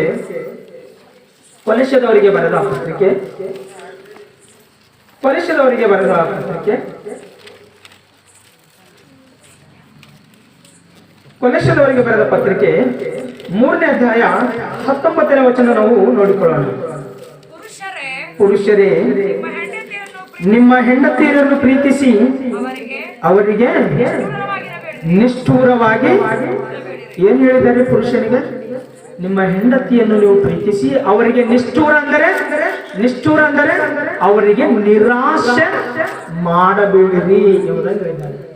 ಇವತ್ತು ಈ ಒಂದು ವಾಕ್ಯ ಭಾಗ ನಾವು ಆಲೋಚನೆ ಮಾಡೋದಾದ್ರೆ ಇವತ್ತು ಎಷ್ಟು ಜನ ತಮ್ಮ ಕುಟುಂಬದಲ್ಲಿ ಕುಟುಂಬ ಯಜಮಾನನು ಕುಟುಂಬದ ಸಂತೋಷ ಬೇಡಿಕೊಳ್ತಾ ಇದ್ದಾನೋ ಅಥವಾ ಕುಟುಂಬದಲ್ಲಿ ನಿಷ್ಠೂರವನ್ನು ಅಥವಾ ನಿರಾಶೆಯನ್ನು ತೆಗೆದುಕೊಂಡು ಬರ್ತಕ್ಕಂಥವನಾಗಿದ್ದಾನೋ ಈ ವಾಕ್ಯದ ಮುಖಾಂತರ ನೀವು ಆಲೋಚನೆ ಮಾಡಬೇಕು. ಮದುವೆ ಮಾಡುವಾಗ ಸಭಾಪಾಲಕರು ಏನ್ ಹೇಳ್ತಾರೆ ಅವರಿಗೆ? ನೀನು ಸುಖದಲ್ಲಿಯೂ ಮರಣದಲ್ಲಿಯೂ ಯುಗ ಅಂದರೆ ಅವರ ಜೀವಮಾನದಲ್ಲಿ ಏನಾಗಿರ್ಬೇಕಂತೆ ಅವರನ್ನು ಕೈ ಬಿಡದೆ ನೀವು ನಡೆಸಿಕೊಂಡು ಹೋಗಬೇಕು ಎಂಬುದಾಗಿ ಹೇಳಿದಾಗ ಹೌದ್ರಿ ಅಂದಿದ್ದೇವ ಇಲ್ವಾ? ಹೌದು ಅಂದಿದ್ದೇವ ಇಲ್ವಾ? ಆದ್ರೆ ಇವತ್ತು ನಿರಾಶೆ ಕುಟುಂಬಗಳಲ್ಲಿ ಕಾಣಿಸ್ತಾ ಇದೆ. ನಿರಾಶೆ ಯಾವ ರೀತಿ ನಿರಾಶೆ ಕಾಣಿಸ್ತಾ ಇದೆ ಗೊತ್ತಾ? ಇವತ್ತು ಕುಟುಂಬದಲ್ಲಿ ನೆಂಟರಾಗಲಿ ಸ್ನೇಹಿತರಾಗಲಿ ಕುಟುಂಬದಲ್ಲಿ ಯಾರಾದರೂ ಅಕಸ್ಮಾತ್ವಾಗಿ ಬಂದ ತಕ್ಷಣ ಕುಟುಂಬದಲ್ಲಿ ಇದ್ದಂತ ಸ್ತ್ರೀ ಏನಾದ್ರೂ ಒಂದು ಅವರಿಗೆ ಔತಣ ಮಾಡಬೇಕು ಅಥವಾ ಏನಾದ್ರೂ ಅವರಿಗೆ ನಾನು ಚಾಯ್ ಪಾನಿ ಮಾಡಬೇಕು ಅಂದ ತಕ್ಷಣ ಕುಟುಂಬದಲ್ಲಿ ಕಿಚನ್ ಇರುತ್ತೆ. ಕಿಚನ್ ಅಲ್ಲಿ ಹೋದ ತಕ್ಷಣ ಅಲ್ಲಿ ಏನೂ ಇರುವುದಿಲ್ಲ. ಯಾಕಿರುವುದಿಲ್ಲ ಗೊತ್ತಾ? ಕುಟುಂಬ ಯಜಮಾನನು ಸಂಪಾದನೆ ಮಾಡಿ ತೆಗೆದುಕೊಂಡು ಬಂದ್ರೆ ಇರುವುದಲ್ಲ. ಆದರೆ ಇಷ್ಟಕ್ಕೂ ಕುಟುಂಬದಲ್ಲಿರ್ತಕ್ಕಂಥ ಸ್ತ್ರೀ ಆಕೆಯ ಒಂದು ಗಂಡನ ಮಾನ ಮರ್ಯಾದೆ ಹೋಗಬಾರದೆಂಬುದಾಗಿ ಅವಳು ಏನ್ ಹೇಳ್ತಾಳೆ ಗೊತ್ತಾ? ರ್ಯಾಷನ್ ಎಲ್ಲ ಇವತ್ತೇ ಆಗೋಯ್ತು, ಅವ್ರು ಇವಾಗೆ ತರಲಕ್ಕೆ ಹೋಗಿದ್ದಾರೆ ಎಂಬುದಾಗಿ ತನ್ನ ಕುಟುಂಬದ ಯಜಮಾನನ ಒಂದು ಮರ್ಯಾದೆಯನ್ನು ಕಾಪಾಡಿಕೊಳ್ಳುವುದಕ್ಕೋಸ್ಕರ ಅವಳು ಪ್ರಯತ್ನ ಮಾಡ್ತಾ ಇರ್ತಾಳೆ. ಅದೇ ರೀತಿ ಕುಟುಂಬದಲ್ಲಿ ಸ್ತ್ರೀ ಯಾವ ರೀತಿಯಿಂದ ನಿನ್ನನ್ನು ನಂಬಿ ಬಂದಿದ್ದಾಳೋ ಆ ನಂಬಿ ಬಂದಂತ ಆ ಸ್ತ್ರೀಗೆ ನೀನು ಕೊಡ್ತಕ್ಕಂಥ ಮರ್ಯಾದೆ ಏನು ಗೊತ್ತಾ? ಕುಟುಂಬದಲ್ಲಿ ನಿರಾಶೆ ಹೊರತು ಅವಳಿಗೆ ಸಂತೋಷ ಎಷ್ಟು ಮಾತ್ರ ಕೊಡ್ತಾ ಇಲ್ಲ ಪ್ರಿಯದ ಮಕ್ಕಳು. ನಾನು ಕುಡಿದು ಬಂದ ತಕ್ಷಣ ಅವಳಿಗೆ ಬೈಸ್ಕೋಬೇಕು, ಹೊಡೆದು ನೋಡ್ಸ್ಕೋಬೇಕು, ಇಂಥ ಒಂದು ಆಲೋಚನೆಯಿಂದಿದ್ದಾರೆ ಹೊರತು ಆದರೆ ಕುಟುಂಬದಲ್ಲಿ ನನ್ನ ಜವಾಬ್ದಾರಿ ಏನು, ಕುಟುಂಬದಲ್ಲಿ ನನ್ನ ಒಂದು ಸ್ಥಾನವೇನು, ಕುಟುಂಬದಲ್ಲಿ ನಾನು ಕುಟುಂಬಕ್ಕೆ ಹೇಗೆ ಪೋಷಣೆ ಮಾಡಬೇಕು ಎಂಬುದು ಇವತ್ತು ಎಷ್ಟು ಜನ ತನ್ನ ಜ್ಞಾಪಕದಲ್ಲಿಟ್ಟುಕೊಂಡು ಕುಟುಂಬದಲ್ಲಿ ಶಾಂತಿ ಸಮಾಧಾನ ಸಂತೋಷವನ್ನು ನೀಡ್ತಾ ಇದ್ದಾರೋ ಒಂದು ಸಾರಿ ನೀವು ಆಲೋಚನೆ ಮಾಡಿರ್ತೀರಿ ಪ್ರಿಯದೇವರ ಮಕ್ಕಳೇ. ಒಂದು ಸಾರಿ ಮನೆಯಿಂದ ಹೊರಗೆ ಹೋಗಿ ಮನೆಗೆ ತಿರುಗಿ ಯಾವಾಗ ಬರ್ತೀವೋ ಅದೇ ಗೊತ್ತಿಲ್ಲ ನಿನಗಂದ್ರೆ ಇವತ್ತು ಕುಟುಂಬದಲ್ಲಿ ಏನಿದೆ ಏನ್ ನಡೀತಾ ಇದೆ ನಿನಗೇನು ಗೊತ್ತು? ಇವತ್ತು ಕೊಡುಕೊಂಡು ನೀನು ರೋಡ್ ಮೇಲೆ ತಿರುಗುವಾಗ ಅನೇಕರು ನಿನ್ನ ಮಕ್ಕಳು ಶಾಲೆಗೆ ಹೋಗುವಾಗ ಆ ಶಾಲೆಗೆ ಹೋಗ್ತಕ್ಕಂಥ ಮಕ್ಕಳನ್ನು ಪ್ರಶ್ನಿಸ್ತಾ ಇದ್ದಾರೆ. ಅಪ್ಪೋ ನಿಮ್ ಪಪ್ಪ ಕುಡಿದುಕೊಂಡು ರೋಡ್ ಮೇಲೆ ತಿರುಗ್ತಾ ಇದ್ದಾನೆ, ಅವರೇ ಎಲ್ಲ ನಿಮ್ಮ ಪಪ್ಪ ಅಂದ ತಕ್ಷಣ ನಿಮ್ಮ ಮಕ್ಕಳ ಹೃದಯ, ಆ ಚಿಕ್ಕ ಹೃದಯ ಎಷ್ಟು ಕಳವಳಿಕೆಗೆ ಗುರಿ ಆಗ್ತಾ ಇದೆಯೋ ಒಂದು ಸರಿ ಆಲೋಚನೆ ಮಾಡಿದ್ದೀರಾ? ನಿಮ್ಮ ತಂದೆ ಆಗಿರ್ತಕ್ಕಂಥ ನಿಮ್ಮ ಪಪ್ಪ ಕುಡಿದುಕೊಂಡು ಅಲ್ಲಿ ಬಿದ್ದಿದ್ದ ನೋಡ ಎಂಬುದಾಗಿ ನಿಮ್ಮ ಮಕ್ಕಳ ಒಂದು ಫ್ರೆಂಡ್ಸ್ ನಿಮ್ಮ ಮಕ್ಕಳಿಗೆ ತೋರಿಸುವಾಗ ನಿಮ್ಮ ಮಕ್ಕಳ ಹೃದಯ ಯಾವ ರೀತಿಯಾಗಿ ಕಷ್ಟಕ್ಕೆ ಅಥವಾ ದುಃಖಕ್ಕೆ ಗುರಿ ಆಗ್ತಾ ಇದೆಯೋ ಒಂದು ಸರಿ ಆಲೋಚನೆ ಮಾಡುತ್ತಿದ್ದರು ಮಕ್ಕಳು.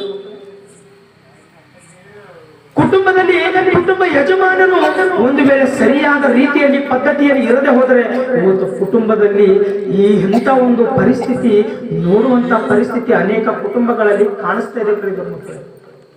ಕುಟುಂಬದಲ್ಲಿ ನಿನ್ನ ಗಂಡನ್ನು ನೋಡುವಂತ ಸಾರಿ ಅವನ ಪರಿಸ್ಥಿತಿ ನೋಡುವಂತ ತಕ್ಷಣ ಏನು ಮಾಡಬೇಕು, ಇವನನ್ನು ನಂಬಿ ನಾನು ನನ್ನ ಹುಟ್ಟಿದಂತ ತಂದೆ ತಾಯಿಗಳನ್ನು ಬಿಟ್ಟು, ಅಣ್ಣ ತಮ್ಮಂದಿರನ್ನು ಬಿಟ್ಟು, ನನ್ನ ಅಕ್ಕ ತಂಗಿಯರನ್ನು ಬಿಟ್ಟು, ನನ್ನ ಕುಟುಂಬ ಬಂಧು ಬಳಗವನ್ನು ಬಿಟ್ಟು ಇವನನ್ನು ನಂಬಿ ಇವನ ಜೊತೆ ಸಂಸಾರ ಮಾಡಬೇಕೆಂಬುದಾಗಿ ನಾನು ಇವನ ಕುಟುಂಬದಲ್ಲಿ ಇವನೇ ನನ್ನ ಸರ್ವಸ್ವ ಎಂಬುದಾಗಿ ಧರಿಸಿಕೊಂಡು ಬಂದಂತ ಒಂದು ಸ್ತ್ರೀಗೆ ಇವತ್ತು ಸಿಗ್ತಕ್ಕಂಥ ಗೌರವ ಏನು? ಕಣ್ಣೀರು ಬಿಟ್ಟರೆ ಪ್ರಿಯ ದೇವರ ಮಕ್ಕಳೇ, ಕಣ್ಣೀರು ಬಿಟ್ರೆ ಅವರಿಗೆ ಏನು ಮರ್ಯಾದೆ ಇದೆ ಹೇಳಿ? ಕಣ್ಣೀರು ಬಿಟ್ರೆ ಅವರಿಗೆ ಏನು ಸನ್ಮಾನಿಸ್ತಾ ಇದ್ದೀರಿ ಹೇಳಿ? ಅವರ ಜೀವಿತದಲ್ಲಿ ನಿಷ್ಠೂರ ಹೊರತು ಸಂತೋಷ ಎಲ್ಲಿ ಕಾಣ್ತಾ ಇದ್ದಾರೆ ಪ್ರಿಯದ ಮಕ್ಕಳೇ? ಎಲ್ಲಿ ಕಾಣ್ತಾ ಇದ್ದಾರೆ ಹೇಳಿ? ಕುಟುಂಬದಲ್ಲಿ ಸಂತೋಷ ಇಲ್ಲ ಅಂದರೆ ಕುಟುಂಬದ ಯಜಮಾನನು ಸರಿಯಾದ ಸ್ಥಿತಿಯಲ್ಲಿ ಇಲ್ಲಂತ ಅರ್ಥ ಪ್ರಿಯ ಮಕ್ಕಳೇ. ಇವತ್ತಿನ ಸಮಯದಲ್ಲಿ ಕುಟುಂಬಗಳಲ್ಲಿ ಇರ್ತಕ್ಕಂಥ ಕುಟುಂಬ ಯಜಮಾನರು ಆಲೋಚನೆ ಮಾಡಬೇಕಾದಂತ ಒಂದು ವಿಷಯ ಏನು ಗೊತ್ತಾ? ಇವತ್ತು ಬಂದಂತ ಹೆಂಡತಿ ಬಂದಂತ ಒಂದು ಹೆಣ್ಣು ಮಗಳು ಕುಟುಂಬದಲ್ಲಿ ರೂಲ್ಸ್ ಅಂಡ್ ರೆಗ್ಯುಲೇಷನ್ ಸರಿಯಾದ ರೀತಿಯಲ್ಲಿ ಕ್ರಮ ಪದ್ಧತಿಯಲ್ಲಿ ನಡಿಬೇಕಂತ ಇಟ್ಟಿದ್ದಾರೆ. ಆದರೆ ನಮ್ಮ ಮನೆಯಿಂದ ಒಂದು ಹೆಣ್ಣು ಇನ್ನೊಂದು ಮನೆಗೆ ಹೋಗಿದೆ, ಆ ಮನೆಯಲ್ಲಿ ನಮ್ಮ ಹೆಣ್ಣು ಮಗಳು ಯಾವ ರೀತಿಯಲ್ಲಿ ನಡೆದುಕೊಳ್ತಾಳೆ ಎಂಬುದಾಗಿ ಯಾವತ್ತಾದರೂ ಆಲೋಚನೆ ಮಾಡ್ತಾ ಇದ್ದೀವಿ ಪ್ರಿಯ ಮಕ್ಕಳೇ? ಬಂದಂತ ಹೆಣ್ಣು ಮಗಳ ವಿಷಯದಲ್ಲಿ ಒಂದು ನ್ಯಾಯ, ನಮ್ಮ ಕುಟುಂಬದಿಂದ ಇನ್ನೊಂದು ಕುಟುಂಬಕ್ಕೆ ಹೋದಂತ ಆ ಹೆಣ್ಣು ಮಗಳ ವಿಷಯದಲ್ಲಿ ಒಂದು ನ್ಯಾಯನ ಆಲೋಚನೆ ಮಾಡುತ್ತಿದ್ದಾರೆ ಮಕ್ಕಳೇ. ಇವತ್ತು ನಮ್ಮ ಕುಟುಂಬದಲ್ಲಿ ಇರ್ತಕ್ಕಂಥ ಹೆಣ್ಣು ಮಕ್ಕಳನ್ನು ವಾಕ್ಯಾನುಸಾರವಾಗಿ ನಿನ್ನ ಗಂಡನಿಗೆ ಹೀಗೆ ನೀನು ಇರಬೇಕು, ನಿನ್ನ ಗಂಡನ ಜೊತೆ ಹೀಗಿರಬೇಕು, ನಿನ್ನ ಅತ್ತೆಯ ಜೊತೆ ಹೀಗಿರಬೇಕು, ನಿನ್ನ ಮಾಮನ ಜೊತೆ ಈ ರೀತಿಯಾಗಿ ನೀನು ನಡೆದುಕೊಂಡು ಹೋಗ್ಬೇಕೆಂಬುದಾಗಿ ಒಂದು ವೇಳೆ ಇವತ್ತು ನಮ್ಮ ಮನೆಯಲ್ಲಿ ನಮ್ಮ ಹೆಣ್ಣು ಮಕ್ಕಳನ್ನೇ ನಾವು ಒಂದು ವೇಳೆ ವಾಕ್ಯಾನುಸಾರವಾಗಿ ಬೆಳೆಸಿ ಒಂದು ಕುಟುಂಬಕ್ಕೆ ಕಳಿಸಿದೆವು ಅಂತ ಹೇಳ್ತಾರೆ. ಅವರು ಆ ಕುಟುಂಬದಲ್ಲಿ ಶಾಂತಿ ಸಮಾಧಾನದಿಂದ ಇರುವುದಕ್ಕೆ ಅವರ ಕುಟುಂಬದಲ್ಲಿ ಅವಕಾಶ ಮಾಡಿಕೊಡ್ತಾನೆ ದೇವರು ಪ್ರಿಯದ ಮಕ್ಕಳೇ. ಇವತ್ತು ಪ್ರತಿ ಕುಟುಂಬದಲ್ಲಿ ತನ್ನ ಮಕ್ಕಳಿಗೆ ಕಲಿಸಬೇಕಾದಂಥದ್ದು ಏನು ಗೊತ್ತಾ? ಪ್ರತಿ ಕುಟುಂಬದಲ್ಲಿ ಪ್ರತಿ ಹೆಣ್ಣು ಮಗಳಿಗೆ ತನ್ನ ತಂದೆ ತಾಯಿ ಆದವರು ಏನು ಕಲಿಸಬೇಕು ಗೊತ್ತಾ? ಪುರುಷರಿಗೂ ಸಹ ಅದೇ ರೀತಿ ಹೆಣ್ಣು ಮಕ್ಕಳಿಗೂ ಸಹ ಪುರುಷರಿಗೆ ಏನು ಕಲಿಸಬೇಕು ಗೊತ್ತಾ? ತನ್ನ ತಂದೆ ತಾಯಿ ತನ್ನ ಚಿಕ್ಕವರಾಗಿದ್ದಾಗೆ ತನ್ನ ಮಕ್ಕಳಿಗೆ ಏನು ಕಲಿಸಬೇಕು ಗೊತ್ತಾ? ನಿನ್ನನ್ನು ನಂಬಿಕೊಂಡು ಒಂದು ಹೆಣ್ಣು ಮಕ್ಕಳು ಬರುವವಳಾಗಿದ್ದಾಳೆ, ಅವಳಿಗೆ ನಿನ್ನ ತಂಗಿಯನ್ನು ನೀನು ಯಾವ ರೀತಿ ನಿನ್ನ ಮನೆಯಲ್ಲಿ ನೀನು ಪ್ರೀತಿ ಮಾಡಿದೆಯೋ, ನಿನ್ನ ತಂಗಿಗೆ ಬೇಕಾದಂತ ವಸ್ತುಗಳನ್ನು ನೀನು ಯಾವ ರೀತಿಯಲ್ಲಿ ತಂದುಕೊಟ್ಟಿದೆಯೋ, ನಿನ್ನ ತಂಗಿಯನ್ನು ಎಷ್ಟು ನಿನ್ನ ಪ್ರಾಣಕ್ಕೆ ಹೆಚ್ಚಾಗಿ ನೀನು ಪ್ರೀತಿ ಮಾಡಿದೆಯೋ, ನಿನ್ನ ತಂಗಿಯ ಸ್ಥಾನದಲ್ಲಿ ನಿನ್ನ ಹೆಂಡತಿ ಎಂಬವಳಾಗಿ ಬರುತ್ತಾಳೆ. ನಿನ್ನ ತಂಗಿಯನ್ನು ನೀನು ಕಳಿಸಿಕೊಡುವಂತವರೆಗೆ ನಿನ್ನ ತಂಗಿಗೆ ನೀನು ಎಷ್ಟಾದರೂ ನೀನು ಪ್ರೀತಿ ಮಾಡಿದೆಯೋ, ಬರ್ತಕ್ಕಂಥ ಆ ಹೆಣ್ಣು ಮಗಳಿಗೆ ನಿನ್ನ ತಂಗಿಗೆ ಕೊಟ್ಟಂತ ಪ್ರೀತಿ ಆ ಹೆಣ್ಣು ಮಗಳಿಗೆ ಕೊಡಬೇಕು ಮಗನೇ ಎಂಬುದಾಗಿ ಇವತ್ತು ತಂದೆ ತಾಯಿಗಳು ಕಲಿಸಬೇಕು. ಇದು ಕಲಿಸದ ಕಾರಣ ಇವತ್ತು ತನ್ನ ಮಕ್ಕಳೇ ಕುಡುಕರಾಗಿ ಊರ ಮೇಲೆ ತಿರುಗುವವರಾಗಿ ಇವತ್ತು ಕುಟುಂಬದಲ್ಲಿ ಅವರು ಸಂತೋಷ ಬಿಟ್ಟು ಕಣ್ಣೀರು ಕೊಡ್ತಾ ಇದ್ದಾರೆ ಹೊರತು ಸಂತೋಷ ಎಂಬುದು ಅವರ ಜೀವಿತದಲ್ಲಿ ಮರೆತು ಹೋಗಿದ್ದಾರೆ ಪ್ರಿಯದ ಮಕ್ಕಳು. ಇಂಥ ಒಂದು ಆಲೋಚನೆ, ಇಂಥ ಒಂದು ಕ್ರಮ ಪದ್ಧತಿ ಇವತ್ತು ಯಾರ ಕುಟುಂಬದಲ್ಲಿ ಕಲಿಸ್ತಾ ಇದ್ದಾರೆ ಹೇಳ್ತಿದ್ದಾರೆ ಮಕ್ಕಳೇ? ನಿನ್ನನ್ನು ನಂಬಿ ಬಂದಂತ ಆ ಒಂದು ಹೆಣ್ಣು ಮಗಳ ಜೀವಿತ ಏನಾಗ್ತಾ ಇದೆ ನಿನಗೇನಾದ್ರೂ ಅರ್ಥ ಆಗ್ತಾ ಇದೆಯಾ? ನಿನಗೇನಾದ್ರೂ ಅರ್ಥ ಆಗ್ತಾ ಇದೆಯಾ? ಅದರ ಹಿಂದೆ ಇದರ ಹಿಂದೆ ಇರ್ತಕ್ಕಂಥ ಉದ್ದೇಶ ಏನು ಗೊತ್ತಾ? ಬಂದಂತ ಹೆಣ್ಣುಮಗಳ ಬಗ್ಗೆ ನೀನು ಎಷ್ಟು ಆಲೋಚನೆ ಮಾಡ್ತಾ ಇದೆಯೋ, ನಿನ್ನ ಮನೆಯಿಂದ ಹೋದಂತ ಹೆಣ್ಣು ಮಗಳ ಬಗ್ಗೆಯೂ ಸಹ ಸರಿಸಮಾನವಾದ ನ್ಯಾಯದ ಕ್ರಮ ಪದ್ಧತಿಯನ್ನು ಇರಬೇಕು ಪ್ರಿಯ ಮಕ್ಕಳೇ. ನಿನ್ನ ಮನೆಯಿಂದ ನಿನ್ನ ತಂಗಿ ಹೋಗಿದ್ದಾಳೆ ಅಂದ್ರೆ ತಂಗಿಯ ಪ್ಲೇಸ್ ಅಲ್ಲಿ ಯಾರಿಗೆ ಕಳಿಸಿದ್ದಾನೆ ಗೊತ್ತಾ? ತಂಗಿಯ ಪ್ಲೇಸ್ ಅಲ್ಲಿ ಯಾರಿಗೆ ಕಳಿಸಿದ್ದಾನೆ ಗೊತ್ತಾ? ನಿನ್ನ ಹೆಂಡತಿಯನ್ನೇ ಕಳಿಸಿದ್ದಾನೆ. ಆ ಹೆಂಡತಿಯಲ್ಲಿ ನಿನ್ನ ತಂಗಿಯ ಪ್ರೀತಿಯನ್ನು ತೋರಿಸಬೇಕು, ತಂಗಿಯ ಪ್ರೀತಿಯನ್ನು ನೋಡಬೇಕು ಎಂಬುದಾಗಿ ಕಳಿಸಿದ್ದಾನೆ. ಆದ್ರೆ ಇವತ್ತು ಅಂತ ಪರಿಸ್ಥಿತಿ ಯಾರ ಕುಟುಂಬದಲ್ಲಿ ಯಾರ ಜೀವಿತದಲ್ಲಿ ಕಾಣಿಸ್ತಾ ಇದೆ ಪ್ರಿಯ ಮಕ್ಕಳು? ಒಂದು ಸರಿ ಆಲೋಚನೆ ಮಾಡಿ. ಬಂದಂತ ಹೆಣ್ಣು ಮಗಳು ನೀನು ಕಣ್ಣು ಕಿಸಿದ ನಂತರ ನೀನು ಗುರ್ಕಾಸಿ ನೋಡಿದ ತಕ್ಷಣ ಅವಳು ಮೌನವಾಗಿರ್ಬೇಕು, ನನಗೆ ಅಂಜಬೇಕು ಎಂಬುದಾಗಿ ಅಂದುಕೊಳ್ತಾ ಇದ್ದಿ, ಅಂದುಕೊಂಡು ಕೈ ಮಾಡ್ಕೊಳ್ತಾ ಇದ್ದಿ. ಆದ್ರೆ ಅವಳು ಹೊರಗೆ ಹೇಳುವುದಿಲ್ಲ. ನೀನು ಯಾವಾಗಾದ್ರೂ ಸ್ತ್ರೀ ಮೇಲೆ ಕೈ ಮಾಡಿಕೊಳ್ಳುತ್ತೀಯೋ, ನಿನ್ನ ಮೇಲಿದ್ದಂತ ಗೌರವ ಅವತ್ತಿನ ದಿನನೇ ಕಳೆದುಕೊಂಡಿದ್ದೀ ಅಂತ ಅರ್ಥ ಕರೆದಿರು ಮಕ್ಕಳೇ. ಅವರು ಮೇಲು ಬಾಯಿ ತೆರೆದು ಇವರಿಗೆ ಹೇಳುವುದಿಲ್ಲ, ಯಾರಿಗೂ ಹೇಳುವುದಿಲ್ಲ. ಆದರೆ ನಿನ್ನ ಮೇಲಿರ್ತಕ್ಕಂಥ ಗೌರವ ಅವರ ಮೇಲೆ ಕೈ ಮಾಡಿಕೊಂಡಂತ ಆ ಕ್ಷಣವೇ ನಿನ್ನ ಮೇಲಿರ್ತಕ್ಕಂಥ ಗೌರವವನ್ನು ನೀನು ಕಳೆದುಕೊಂಡವನಾಗಿದ್ದೀನಿ. ಆಲೋಚನೆ ಮಾಡುತ್ತಿದ್ದರು ಮಕ್ಕಳೇ. ಇವತ್ತು ನಾನು ಕಟ್ಕೊಂಡು ಬಂದಿದ್ದೇನೆ, ನನಗೆ ತಪ್ಪಿದ್ದಿಲ್ಲ ಎಂಬುದಾಗಿ ಧೈರ್ಯವನ್ನು ಗಟ್ಟಿ ಮಾಡಿಕೊಂಡು ಸಂಸಾರ ಮಾಡ್ತಕ್ಕಂಥ ಹೆಣ್ಣು ಮಕ್ಕಳು ಸಮಾಜದಲ್ಲಿ ಕಾಣಿಸ್ತಾ ಇದ್ದಾರೆ ಪ್ರಿಯರ ಮಕ್ಕಳೇ. ಇದೇ ನನಗೆ ಗತಿ, ಇದೇ ನನಗೆ ಗತಿ. ಮದುವೆ ಎನ್ನುವುದು ಒಂದೇ ಇರುತ್ತೆ, ಗಂಡನೆಂಬುವನು ಒಬ್ಬನೇ ಇರುತ್ತಾನೆ ಎಂಬುದಾಗಿ ಈ ರೀತಿಯಾದ ಆಲೋಚನೆಯಿಂದ ಇವತ್ತು ಮನಸ್ಸನ್ನು ಧೈರ್ಯದಿಂದ ಇಟ್ಟುಕೊಂಡು ಹೆಣ್ಣು ಮಕ್ಕಳು ತನ್ನ ಗಂಡನ ಜೊತೆ ಸಂಸಾರ ಮಾಡುವುದಕ್ಕೆ ಇಷ್ಟಪಡ್ತಾ ಇದ್ದಾರೆ. ತೋರ್ ಮನೆಯಲ್ಲಿ ಏನಂತ ಹೇಳ್ಕೊಳ್ಳಿ, ಎಲ್ಲಾ ಕುಟುಂಬದಲ್ಲಿ ಇದ್ದಂತ ಸಮಸ್ಯೆ ಇದೆ, ತೋರ್ ಮನೆಗೆ ಹೋಗಿ ನನಗೆ ಏನಂತ ಹೇಳ್ಕೊಳ್ಳಿ ಎಂಬುದಾಗಿ ಒಂದು ಆಲೋಚನೆ ಮಾಡಿ ಇವತ್ತಿನ ದಿನದಲ್ಲಿ ಸ್ತ್ರೀಯರು ಚೆನ್ನಾಗಿ ಅವರ ಜೀವನವನ್ನು ಅವರ ಜೊತೆನೆ ಕಳೆಯುವುದಕ್ಕೆ ಆಲೋಚನೆ ಮಾಡಿಕೊಂಡು ಜೀವಿಸ್ತಾ ಇದ್ದಾರೆ ಮಕ್ಕಳು. ಇವತ್ತು ನೀವು ಒಂದು ಆಲೋಚನೆ ಮಾಡಿ ನೋಡ್ರಿ. ಇವತ್ತು ಸಮಾಜದಲ್ಲಿ ಇದ್ದಂತ ಅತ್ತಿ ಮಾಮರು ಯಾವ ರೀತಿ ಆಲೋಚನೆ ಮಾಡ್ತಾರೆ ಗೊತ್ತಾ? ನನ್ನ ಮಗ ಹೆಂಡತಿ ಮಾತು ಕೇಳೋನೇ ಆಗ್ಯಾನ, ನನ್ನ ಮಗ ಹೆಂಡತಿ ಮಾತು ಕೇಳುವ ಆಗಿದ್ದಾನೆ. ಇದೇ ಒಂದ್ಸಲ ಡಿವೋರ್ಸ್ ಮಾಡ್ತೀನಿ, ಚೆನ್ನಾಗಿ ಆಲೋಚನೆ ಮಾಡ್ರಿ. ನನ್ನ ಮಗ ಹೆಂಡತಿ ಮಾತು ಕೇಳೋನಾಗಿದ್ದಾನೆ. ಇವಾಗ ಆಲೋಚನೆ ನಿಮ್ಮ ಮಗಳ ಹತ್ರ ತೆಗೆದುಕೊಂಡು ಹೋಗ್ರಿ. ಇವಾಗ ಆಲೋಚನೆ ನಿಮ್ಮ ಮಗಳ ಹತ್ರ ತೆಗೆದುಕೊಂಡು ಹೋಗ್ರಿ. ನನ್ನ ಹಳೆಯ ಬಹಳ ಚಂದೇವ, ನನ್ನ ಮಗಳು ಮಾತೆ, ನನ್ನ ಹಳೆಯ ಬಹಳ ಚಂದೇವ, ನನ್ನ ಮಗಳ ಮಾತೆ. ನೀನು ಸ್ವಚ್ಛ ಮಾತು ಗಂಡ ಕೇಳ, ನೀನು ಸ್ವಚ್ಛ ಮಾತು ಮಗ ಕೇಳಿದ್ರೆ ನಿನ್ಗೆ ಯಾಕೆ ನೈತಾ ಇದೆ? ಆಲೋಚನೆ ಮಾಡಿರ್ತದೆ. ಅಂದ್ರೆ ನಿನ್ನ ಹಳೆ ನಿನ್ನ ಮಗಳ ಮಾತು ಕೇಳಬೇಕು, ಆದ್ರೆ ನಿನ್ನ ಮನೆಗೆ ಬಂದಿರುವಂತ ಸೊಸೆ, ನಿನ್ನ ಸೊಸೆಯ ಮಾತು ನಿನ್ನ ಮಗ ಕೇಳಬಾರ್ದ? ಇದು ನ್ಯಾಯವಾದಂತ ಆಲೋಚನೆನ? ಆಲೋಚನೆ ಮಾಡ್ರಿ, ಇದು ನ್ಯಾಯವಾದ ಆಲೋಚನೆನ? ಇವತ್ತು ಸಮಾಜದಲ್ಲಿ ನಾನು ನೋಡಿ ಹೇಳ್ತಾ ಇದ್ದೀನಿ, ಇವತ್ತು ಅನೇಕ ತಾಯಿದರು ಇದೇ ಮಾತು ಹೇಳ್ತಾ ಇದ್ದಾರೆ. ನಮ್ಮ ಗ್ರಾಮದಲ್ಲಿ ಕೇಳಿದೆ ನಾನು, ನನ್ನ ಮಗ ಹೆಂಡತಿ ಮಾತು ಕೇಳೋ, ಆದ್ರೆ ನನ್ನ ಮಗಳು ಮಾತು ನನ್ನ ಹಳೆ ಕೇಳ್ತಾಳೆ ಅಂತ ಖುಷಿಯಿಂದ ಹೇಳ್ತಾರೆ, ಸಂತೋಷದಿಂದ ಹೇಳ್ತಾರೆ. ಇದು ನ್ಯಾಯವಾದ ಮಾತು ಅಲ್ಲ ಪ್ರಿಯ ಮಕ್ಕಳೇ, ನ್ಯಾಯವಾದ ಮಾತು ಅಲ್ಲ. ಎಲ್ಲರಲ್ಲಿ ಒಂದೇ ನ್ಯಾಯವನ್ನು ಹುಡುಕಬೇಕು. ಅದು ಎಲ್ಲಿ ಸಿಗುತ್ತೆ ಅಂದ್ರೆ ವಾಕ್ಯದಲ್ಲಿ ಮಾತ್ರ ಸಿಗುತ್ತೆ. ಆ ನ್ಯಾಯವಾದಂತ ಮಾತು, ನ್ಯಾಯವಾದಂತ ಕ್ರಮ ಪದ್ಧತಿ ಎಲ್ಲಿ ಸಿಗುತ್ತೆ ಅಂದ್ರೆ ಅದು ಕೇವಲ ವಾಕ್ಯದಲ್ಲಿ ಮಾತ್ರ ನಮಗೆ ಸಿಗುತ್ತದೆ, ಹೊರತು ಲೋಕದಲ್ಲಿ ನಮಗೆ ಸಿಗುವುದಿಲ್ಲ ಪ್ರಿಯ ಮಕ್ಕಳೇ. ಇವತ್ತು ಇಂಥ ಒಂದು ಆಲೋಚನೆ ಇಲ್ಲದ ಕಾರಣ ಇವತ್ತು ಕುಟುಂಬಗಳು ಒಡೆದು ಹೋಗ್ತಾ ಇದೆ ಅಂದ್ರೆ ಅದರ ಅರ್ಥ ಏನು ಗೊತ್ತಾ? ಅದರ ಅರ್ಥ ಏನು ಗೊತ್ತಾ? ಮದುವೆ ಆದ ತಕ್ಷಣ 5-6 ವರ್ಷ ಅಥವಾ 2-3 ವರ್ಷ ಸಂಸಾರ ಜೀವಿತವನ್ನು ಕೊನೆಸಾಗಿಸಿ ಸಂಸಾರ ಜೀವಿತದಲ್ಲಿ ಮುಂದಕ್ಕೆ ಸಾಗಿ ಅವರು ತಿರುಗಿ ಡೈವರ್ಸ್ ಬೇಕು ನನಗೆ ಎಂಬುದಾಗಿ ಇವತ್ತು ಕೋರ್ಟಿಗೆ ಹೋಗ್ತಾ ಇದ್ದಾರೆ ಪ್ರಿಯ ಮಕ್ಕಳೇ. ಇದೇ ಕುಟುಂಬ ಒಡೆದು ಹೋಗ್ತಕ್ಕಂಥ ಮಾತು. ಈ ಡೈವರ್ಸ್ ಎಂಬುವಂತ ಮಾತು, ಈ ಒಂದು ಕೋರ್ಟಿಗೆ ಹೋಗ್ತಕ್ಕಂಥ ಮಾತು ಬರುವುದಕ್ಕಿಂತ ಮುಂಚೆ ಈ ಹಿರಿಯರೆಲ್ಲರೂ ಕಲಿತು ಏನ್ ಮಾತಾಡ್ತಾರೆ ಗೊತ್ತಾ? ಮಾತಾಡೋಣ, ಅವರೊಂದು 4 ಜನ, ನಾವೊಂದು 4 ಜನ ಕುಂತು ಮಾತಾಡೋಣ. ಏನು ಮಾತಾಡ್ತೀರಿ? ಅವ್ರನ್ನೊಂದು 4 ಜನ, ಇವರೊಂದು 4 ಜನ ಕುಂತು 4 ಜನ ಕುಂತು ಮಾತಾಡ್ತಾರಂತೆ. ಏನ್ ಮಾತಾಡ್ತಾರೆ? ನೀವು ಸ್ಟಾರ್ಟಿಂಗ್ ಅಲ್ಲೇ ತಪ್ಪು ಮಾಡಿಬಿಟ್ಟಿರಿ. ಸ್ಟಾರ್ಟಿಂಗ್ ಅಲ್ಲೇ ಕ್ರಮವನ್ನು ತಪ್ಪೋಗಿದೆ. ಏನಂತ? 1000 ಸುಳ್ಳು ಹೇಳಿ ಒಂದು ಸುಳ್ಳು ಹೇಳಿದ್ರೆ ಎಲ್ರಿ ಇರ್ತದ? ಉಸುಬಿನ ಮೇಲೆ ಮನೆ ಕಟ್ಟಿದ್ರೆ ಇರ್ತದ್ರಿ? ಉಸುಬಿನ ಮೇಲೆ ಮನೆ ಕಟ್ಟಿದ್ರೆ ಇರ್ತದ? 1000 ಸುಳ್ಳು ಹೇಳಿ ಒಂದು ಮದಿ. ಆ 1000 ಸುಳ್ಳಿನಲ್ಲೇ ಇವತ್ತು ಕುಟುಂಬದ ಒಂದು ಪರಿಸ್ಥಿತಿ ಇವತ್ತು ನರಕದ ಬಾಧೆಗೆ, ದುಃಖದ ಬಾಧೆಗೆ, ಕಣ್ಣೀರಿನ ಬಾಧೆಗೆ ಹೋಗ್ತಾ ಇದೆ. ಆಲೋಚನೆ ಮಾಡಿರ್ಬೋದು ಮಕ್ಕಳೇ. ಇದು ಎಲ್ಲಿಂದ ಪದ್ಧತಿ ಅಂದ್ರೆ ಹಿಂದಕ್ಕೆ ಹಿರುಗಳಿಂದ ಹಿಂದಕ್ಕೆ ಹಿರುಗಳ ಹಿಸ್ಟ್ರಿ ಒಂದೊಂದು ಸಾರಿ ನೋಡಿದ್ರೆ ಒಬ್ಬೊಬ್ಬರಿಗೆ 3 ಒಬ್ಬೊಬ್ಬರಿಗೆ 2 ಇದ್ದಾರೆ. ಆಲೋಚನೆ ಮಾಡಿರ್ಬೋದು ಮಕ್ಕಳೇ, ಆಲೋಚನೆ ಮಾಡಿ. ಇವತ್ತು ಆಲೋಚನೆ ಮಾಡುವುದಾದರೆ ಇವತ್ತು ಕುಟುಂಬದಲ್ಲಿ ಪ್ರತಿಯೊಬ್ಬರು ಒಂದೊಂದು ಮಕ್ಕಳ ಬಗ್ಗೆ ಆಲೋಚನೆ ಮಾಡುವುದಾದರೆ ಕುಟುಂಬವು ಈ ರೀತಿಯಾಗಿ ಇರುವುದಿಲ್ಲ ಪ್ರಿಯ ದೇವರ ಮಕ್ಕಳೇ. ಆಲೋಚನೆ ಮಾಡಿ. ಕುಟುಂಬದಲ್ಲಿ ಶಾಂತಿ ಸಮಾಧಾನ ಇರಬೇಕಂದ್ರೆ ಮನೆಗೆ ಬಂದವರ ಬಗ್ಗೆ ಮತ್ತು ನಮ್ಮ ಮನೆಯಿಂದ ಹೋದವರ ಬಗ್ಗೆ ಸರಿ ಸಮಾನವಾದ ನ್ಯಾಯವನ್ನು ಯಾವತ್ತಾದ್ರೂ ಇರುತ್ತದೋ ಅವತ್ತೇ ಕುಟುಂಬದಲ್ಲಿ ಶಾಂತಿ ಸಮಾಧಾನ ಇರುವುದಕ್ಕೆ ಸಾಧ್ಯವಾಗಿದೆ.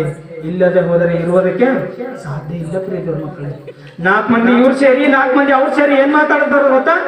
ಅವ್ರು ಏನ್ ಮಾತಾಡ್ತಾರ ಗೊತ್ತ್ರಿ ಹಿರಿಯರು? ಗಂಡನ ಮೇಲೆ ಹುಡ್ತಾನ, ಗಂಡನ ಮೇಲೆ 1,000 ಲಕ್ಷ ಇರ್ತವ, ನೀನು ತಾಳ್ಕೊಂಡು ಹೋಗು. ಇದು ನ್ಯಾಯವಾದ ಮಾತ್ರಿ. ಅಂದ್ರೆ ಗಂಡಂದ ತಕ್ಷಣ ಹುಡಿಯೋದಕ್ಕೆ ಲೈಸೆನ್ಸ್ ಅವನಿಗಿದೆಯಾ? ಇಲ್ಲಿ ಏನ್ ಹೇಳಿದಾನೆ? ನಿನ್ನ ಹೆಂಡತಿಯನ್ನು ನೀನು ನಿಷ್ಠೂರ ಮಾಡಬೇಡ, ನಿಷ್ಠೂರ ಮಾಡಬೇಡ. ಹೆಂಡತಿಯ ಬಗ್ಗೆ ನೀನು ಯಾವತ್ತಾದ್ರೂ ಆಲೋಚನೆ ಮಾಡಿದೆಯಾ? ನೀನು ಕೆಲಸಕ್ಕೆ ಹೋದ ತಕ್ಷಣ ತನ್ನ ಹಸುವನ್ನೇ ಮರೆತು ಹೋಗಿ ಅವಳ ಅಡಿಗೆಯನ್ನು ಮಾಡಿ ಗಂಡನಿಗೋಸ್ಕರ ಟಿಫಿನ್ ಬಾಕ್ಸ್ ಅನ್ನು ಕಟ್ಟಿ ಅವಳು ಕಳಿಸಿದ ನಂತರ ಯಾವಾಗೋ 2 ಗಂಟೆ 3 ಗಂಟೆ ಊಟ ಮಾಡ್ತಾ ಇದ್ದಾಳ. ಅದು ಯಾವತ್ತಾದ್ರೂ ಆಲೋಚನೆ ಮಾಡಿದೆಯಾ ನೀನು? ನಿನ್ನ ಹಸುವನ್ನು ಮರೆತು ಹಗಲಿರುಳು ರಾತ್ರಿ ನಿನ್ನ ಸೇವೆ, ಹಗಲನ್ನು ಮಕ್ಕಳ ಸೇವೆ, ನಿನ್ನ ಸೇವೆ ಮಾಡಿ ಅವಳ ಚಿಂತೆಯನ್ನು ಅವಳ ಬಗ್ಗೆ ಚಿಂತೆಯನ್ನು ಮರೆತು ಹೋಗಿ ಇವತ್ತು ಕುಟುಂಬದ ಬಗ್ಗೆ, ನಿನ್ನ ಬಗ್ಗೆ, ನನ್ನ ಗಂಡ ಎಲ್ಲಿ ಕುಡಿದುಕೊಂಡು ಬಿದ್ದಿದ್ದಾನೋ, ಅವನು ಏನಾಗಿದ್ದಾನೋ, ಅವನಿಗೆ ಏನು ಆಯಿತು ಎಂಬುದಾಗಿ ಅವಳು ಹಗಲಿರುಳು ಚಿಂತೆ ಮಾಡುವಾಗ ನಿನಗ್ಯಾಕಪ್ಪ ಚಿಂತೆ ಇಲ್ಲ? ಆಲೋಚನೆ ಮಾಡಿರ್ತೀವಿ. ಯಾವಾಗ ಮನೆಗಿಂದ ಯಾವಾಗ ಹೋಗಿ ಯಾವಾಗ ಬರ್ತಾನೋ ಅವನ ಬಗ್ಗೆ ಒಂದು ಚಿಂತೆ. ಯಾವತ್ತಾದ್ರೂ ಆಲೋಚನೆ ಮಾಡಿದ್ಯಾ? ಮನೆಯಲ್ಲಿ ನನಗೋಸ್ಕರ ಚಿಂತೆ ಮಾಡುವವರು ಒಬ್ಬರಿದ್ದಾರೆ, ಅವಳನ್ನು ಕಟ್ಟಿಕೊಂಡಿದ್ದೇನೆ, ಅವಳ ಸುಖ ದುಃಖ ಏನು, ಅವಳ ಒಳ್ಳೆಯದು ಕೆಟ್ಟದು ಏನು ನಾನು ನೋಡಿಕೊಳ್ಳಬೇಕೆಂಬುವಂತ ಜವಾಬ್ದಾರಿ ಯಾವತ್ತಾದ್ರೂ ನೀನು ಆಲೋಚನೆ ಮಾಡ್ತಾ ಇದೀಯಾ? ಆ ಜವಾಬ್ದಾರಿ ಯಾವತ್ತಾದ್ರೂ ಆಲೋಚನೆ ಮಾಡ್ತಾ ಇದೀಯಾ? ಅಮ್ಮ ಒಂದ್ 500 ರೂಪಾಯಿ ಕೆಲಸ ಮಾಡಿದ ತಕ್ಷಣ 200 ರೂಪಾಯಿ ಕೊಡುದು, ಆ 300 ಜೇಬಲ್ಲಿ ಇಟ್ಕೊಂಡು ರೋಡ್ ಮೇಲೆ ಬಿದ್ದ ತಕ್ಷಣ ಆ 300 ರೂಪಾಯಿನೂ ಸಹ ಯಾವನೋ ತೆಗೆದುಕೊಳ್ತಾನೆ. ಇಂಥದಾ ನೀನು ಗಂಡನ ಒಂದು ಜವಾಬ್ದಾರಿ? ಇಂಥದಾ ನಿನ್ನ ಒಂದು ಮನೆಯಲ್ಲಿರ್ತಕ್ಕಂಥ ಪರಿಸ್ಥಿತಿ? ಆಲೋಚನೆ ಮಾಡಿರ್ತೀವಿ ಅದರ ಮಕ್ಕಳೇ. ಈ ಕಡೆ ನೋಡ್ರಿ, ಯಾರ ಬಗ್ಗೆ ಹೇಳ್ತಾ ಇದೆ ಇಲ್ಲಿ ವಾಕ್ಯ? ಯಾರ ಬಗ್ಗೆ ಹೇಳ್ತಾ ಇದೆ? ಪುರುಷನ ಬಗ್ಗೆ ಹೇಳಿದ ತಕ್ಷಣ ಸೈತಾನನ ಕಾರ್ಯ ಅದೇ ರೀತಿ ನಡೆಯುತ್ತೆ. ಯಾಕೆ ಗೊತ್ತಾ? ಪುರುಷನು ಕುಟುಂಬದಲ್ಲಿ ಮೇನ್ ಪಿಲ್ಲರ್. ಯಾರೇ ಕುಟುಂಬದಲ್ಲಿ ಮೇನ್ ಪಿಲ್ಲರ್ ಯಾರು? ಪುರುಷನು. ಒಂದು ಸ್ಲಾಬ್, ಒಂದು ಛತ್ತು ನಿಂದಿರ್ಬೇಕಂದ್ರೆ ಎಷ್ಟು ಪಿಲ್ಲರ್ ಬೇಕ್ರಿ? ಒಂದು ಛತ್ತು ಛತ್ತು ನಿಂದಿರ್ಬೇಕಂದ್ರೆ ಎಷ್ಟು ಪಿಲ್ಲರ್ ಬೇಕು? 4 ಪಿಲ್ಲರ್ ಬೇಕು. ಆ 4 ಪಿಲ್ಲರ್ ಯಾರು ಗೊತ್ತಾ? ಕುಟುಂಬ ಯಜಮಾನನು ಮೊದಲನೇದವನಾದರೆ, ಕುಟುಂಬ ಯಜಮಾನನು 2ನೇದಾದರೆ, ಕುಟುಂಬದ ಮಕ್ಕಳು 3ನೇದವರಾದರೆ, ಕುಟುಂಬದಲ್ಲಿ ಹಿರಿಯವರು 4 ಪಿಲ್ಲರಿಗೂ ಸರಿ ಸಮಾನವಾಗಿದ್ರೆ ಆ ಛತ್ತನ್ನು ನಿಂದಿರುವುದಕ್ಕೆ ಸಾಧ್ಯ ಆಗಿದೆ.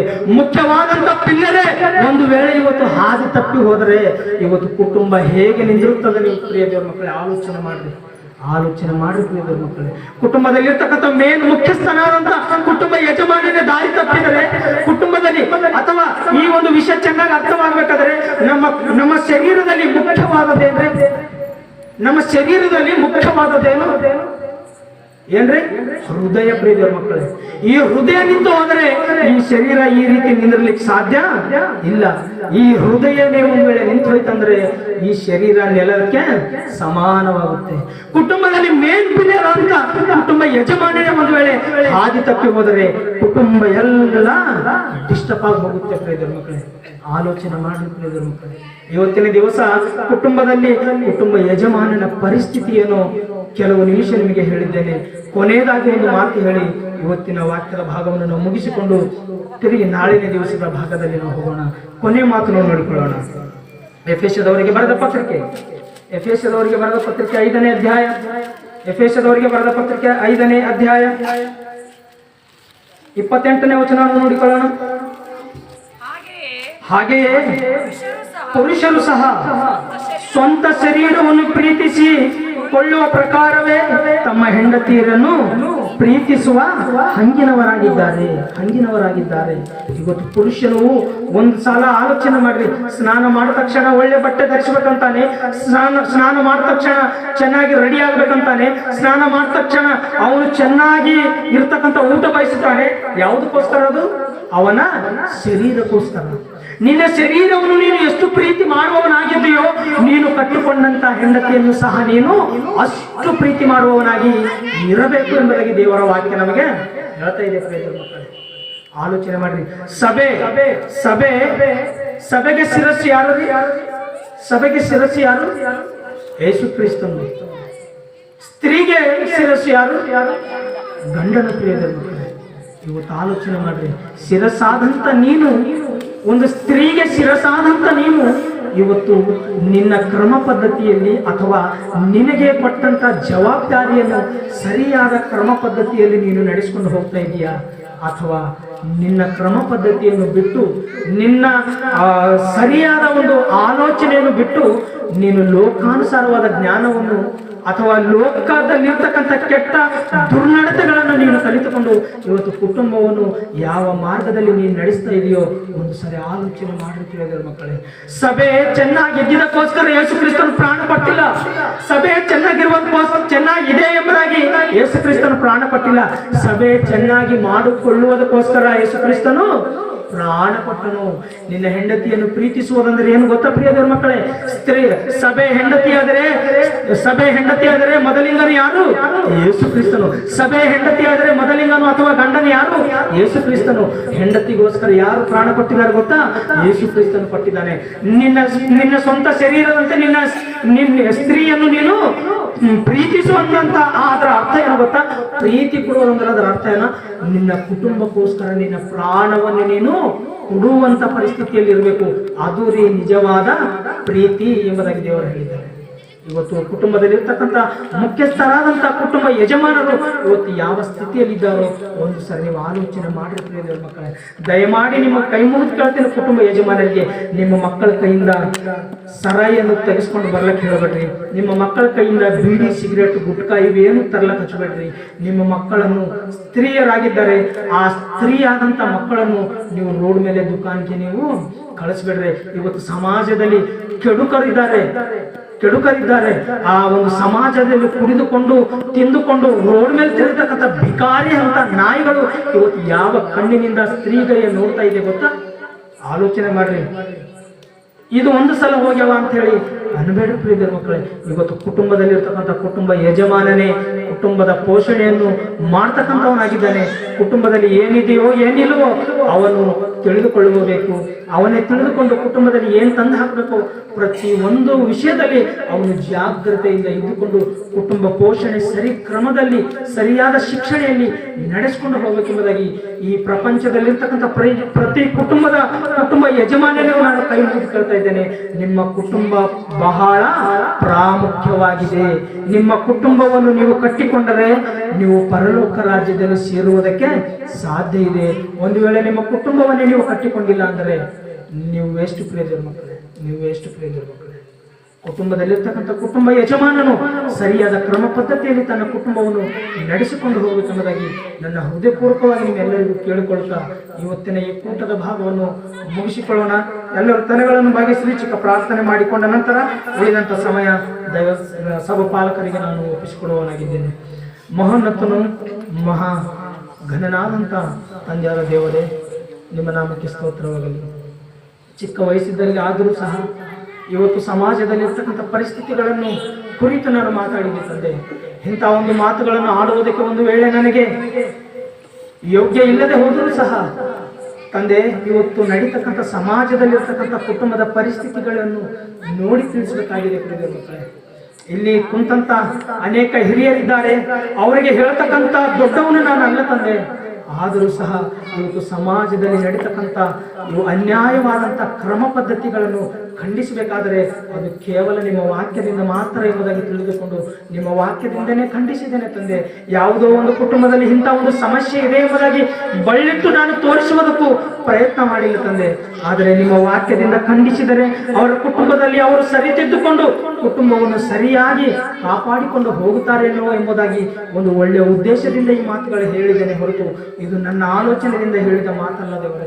ಒಂದು ವೇಳೆ ಅಂತ ಒಂದು ಆಲೋಚನೆ ಒಂದು ವೇಳೆ ನಾನು ಮಾಡಿದ್ದಾದರೆ ನನ್ನನ್ನು ಶಿಕ್ಷಿಸಿ ಮತ್ತೆ ತಿರುಗಿ ನಿಮ್ಮ ಮಾರ್ಗದಲ್ಲಿ ನಿಲ್ಲಿಸಬೇಕೆಂಬುದಾಗಿ ಈ ಕೂಟಕ್ಕೆ ಬಂದಂಥ ಪ್ರತಿಯೊಬ್ಬರನ್ನು ಅದೇ ರೀತಿ ನನ್ನನ್ನು ಸಭಾಪಾಲಕರನ್ನು ನಿಮ್ಮ ಕೈಗೆ ಒಪ್ಪಿಸುತ್ತಾ ಮುಂದಿರ್ತಕ್ಕಂಥ ಸಮಯವೂ ಸಹ ನಿಮ್ಮ ಕೈಗೆ ಒಪ್ಪಿಸುತ್ತಾ ಈ ಚಿಕ್ಕ ಪ್ರಾರ್ಥನೆ ನಮ್ಮ ಒಡೆಯನ ರಕ್ಷಕನಾದಂಥ ಯೇಸು ಕ್ರಿಸ್ತನ ಹೆಸರಿನಲ್ಲಿ ಈ ಚಿಕ್ಕ ಪ್ರಾರ್ಥನೆ ಬೇಡಿ ಹೊಂದಿದ್ದೇನೆ ನಮ್ಮ ತಂದೆಯೇ, ಆಮೆನ್. ಎಲ್ಲರಿಗೂ ಜಯ. నిత్య ప్రేమతో నన్ను ప్రేమించెను నిత్య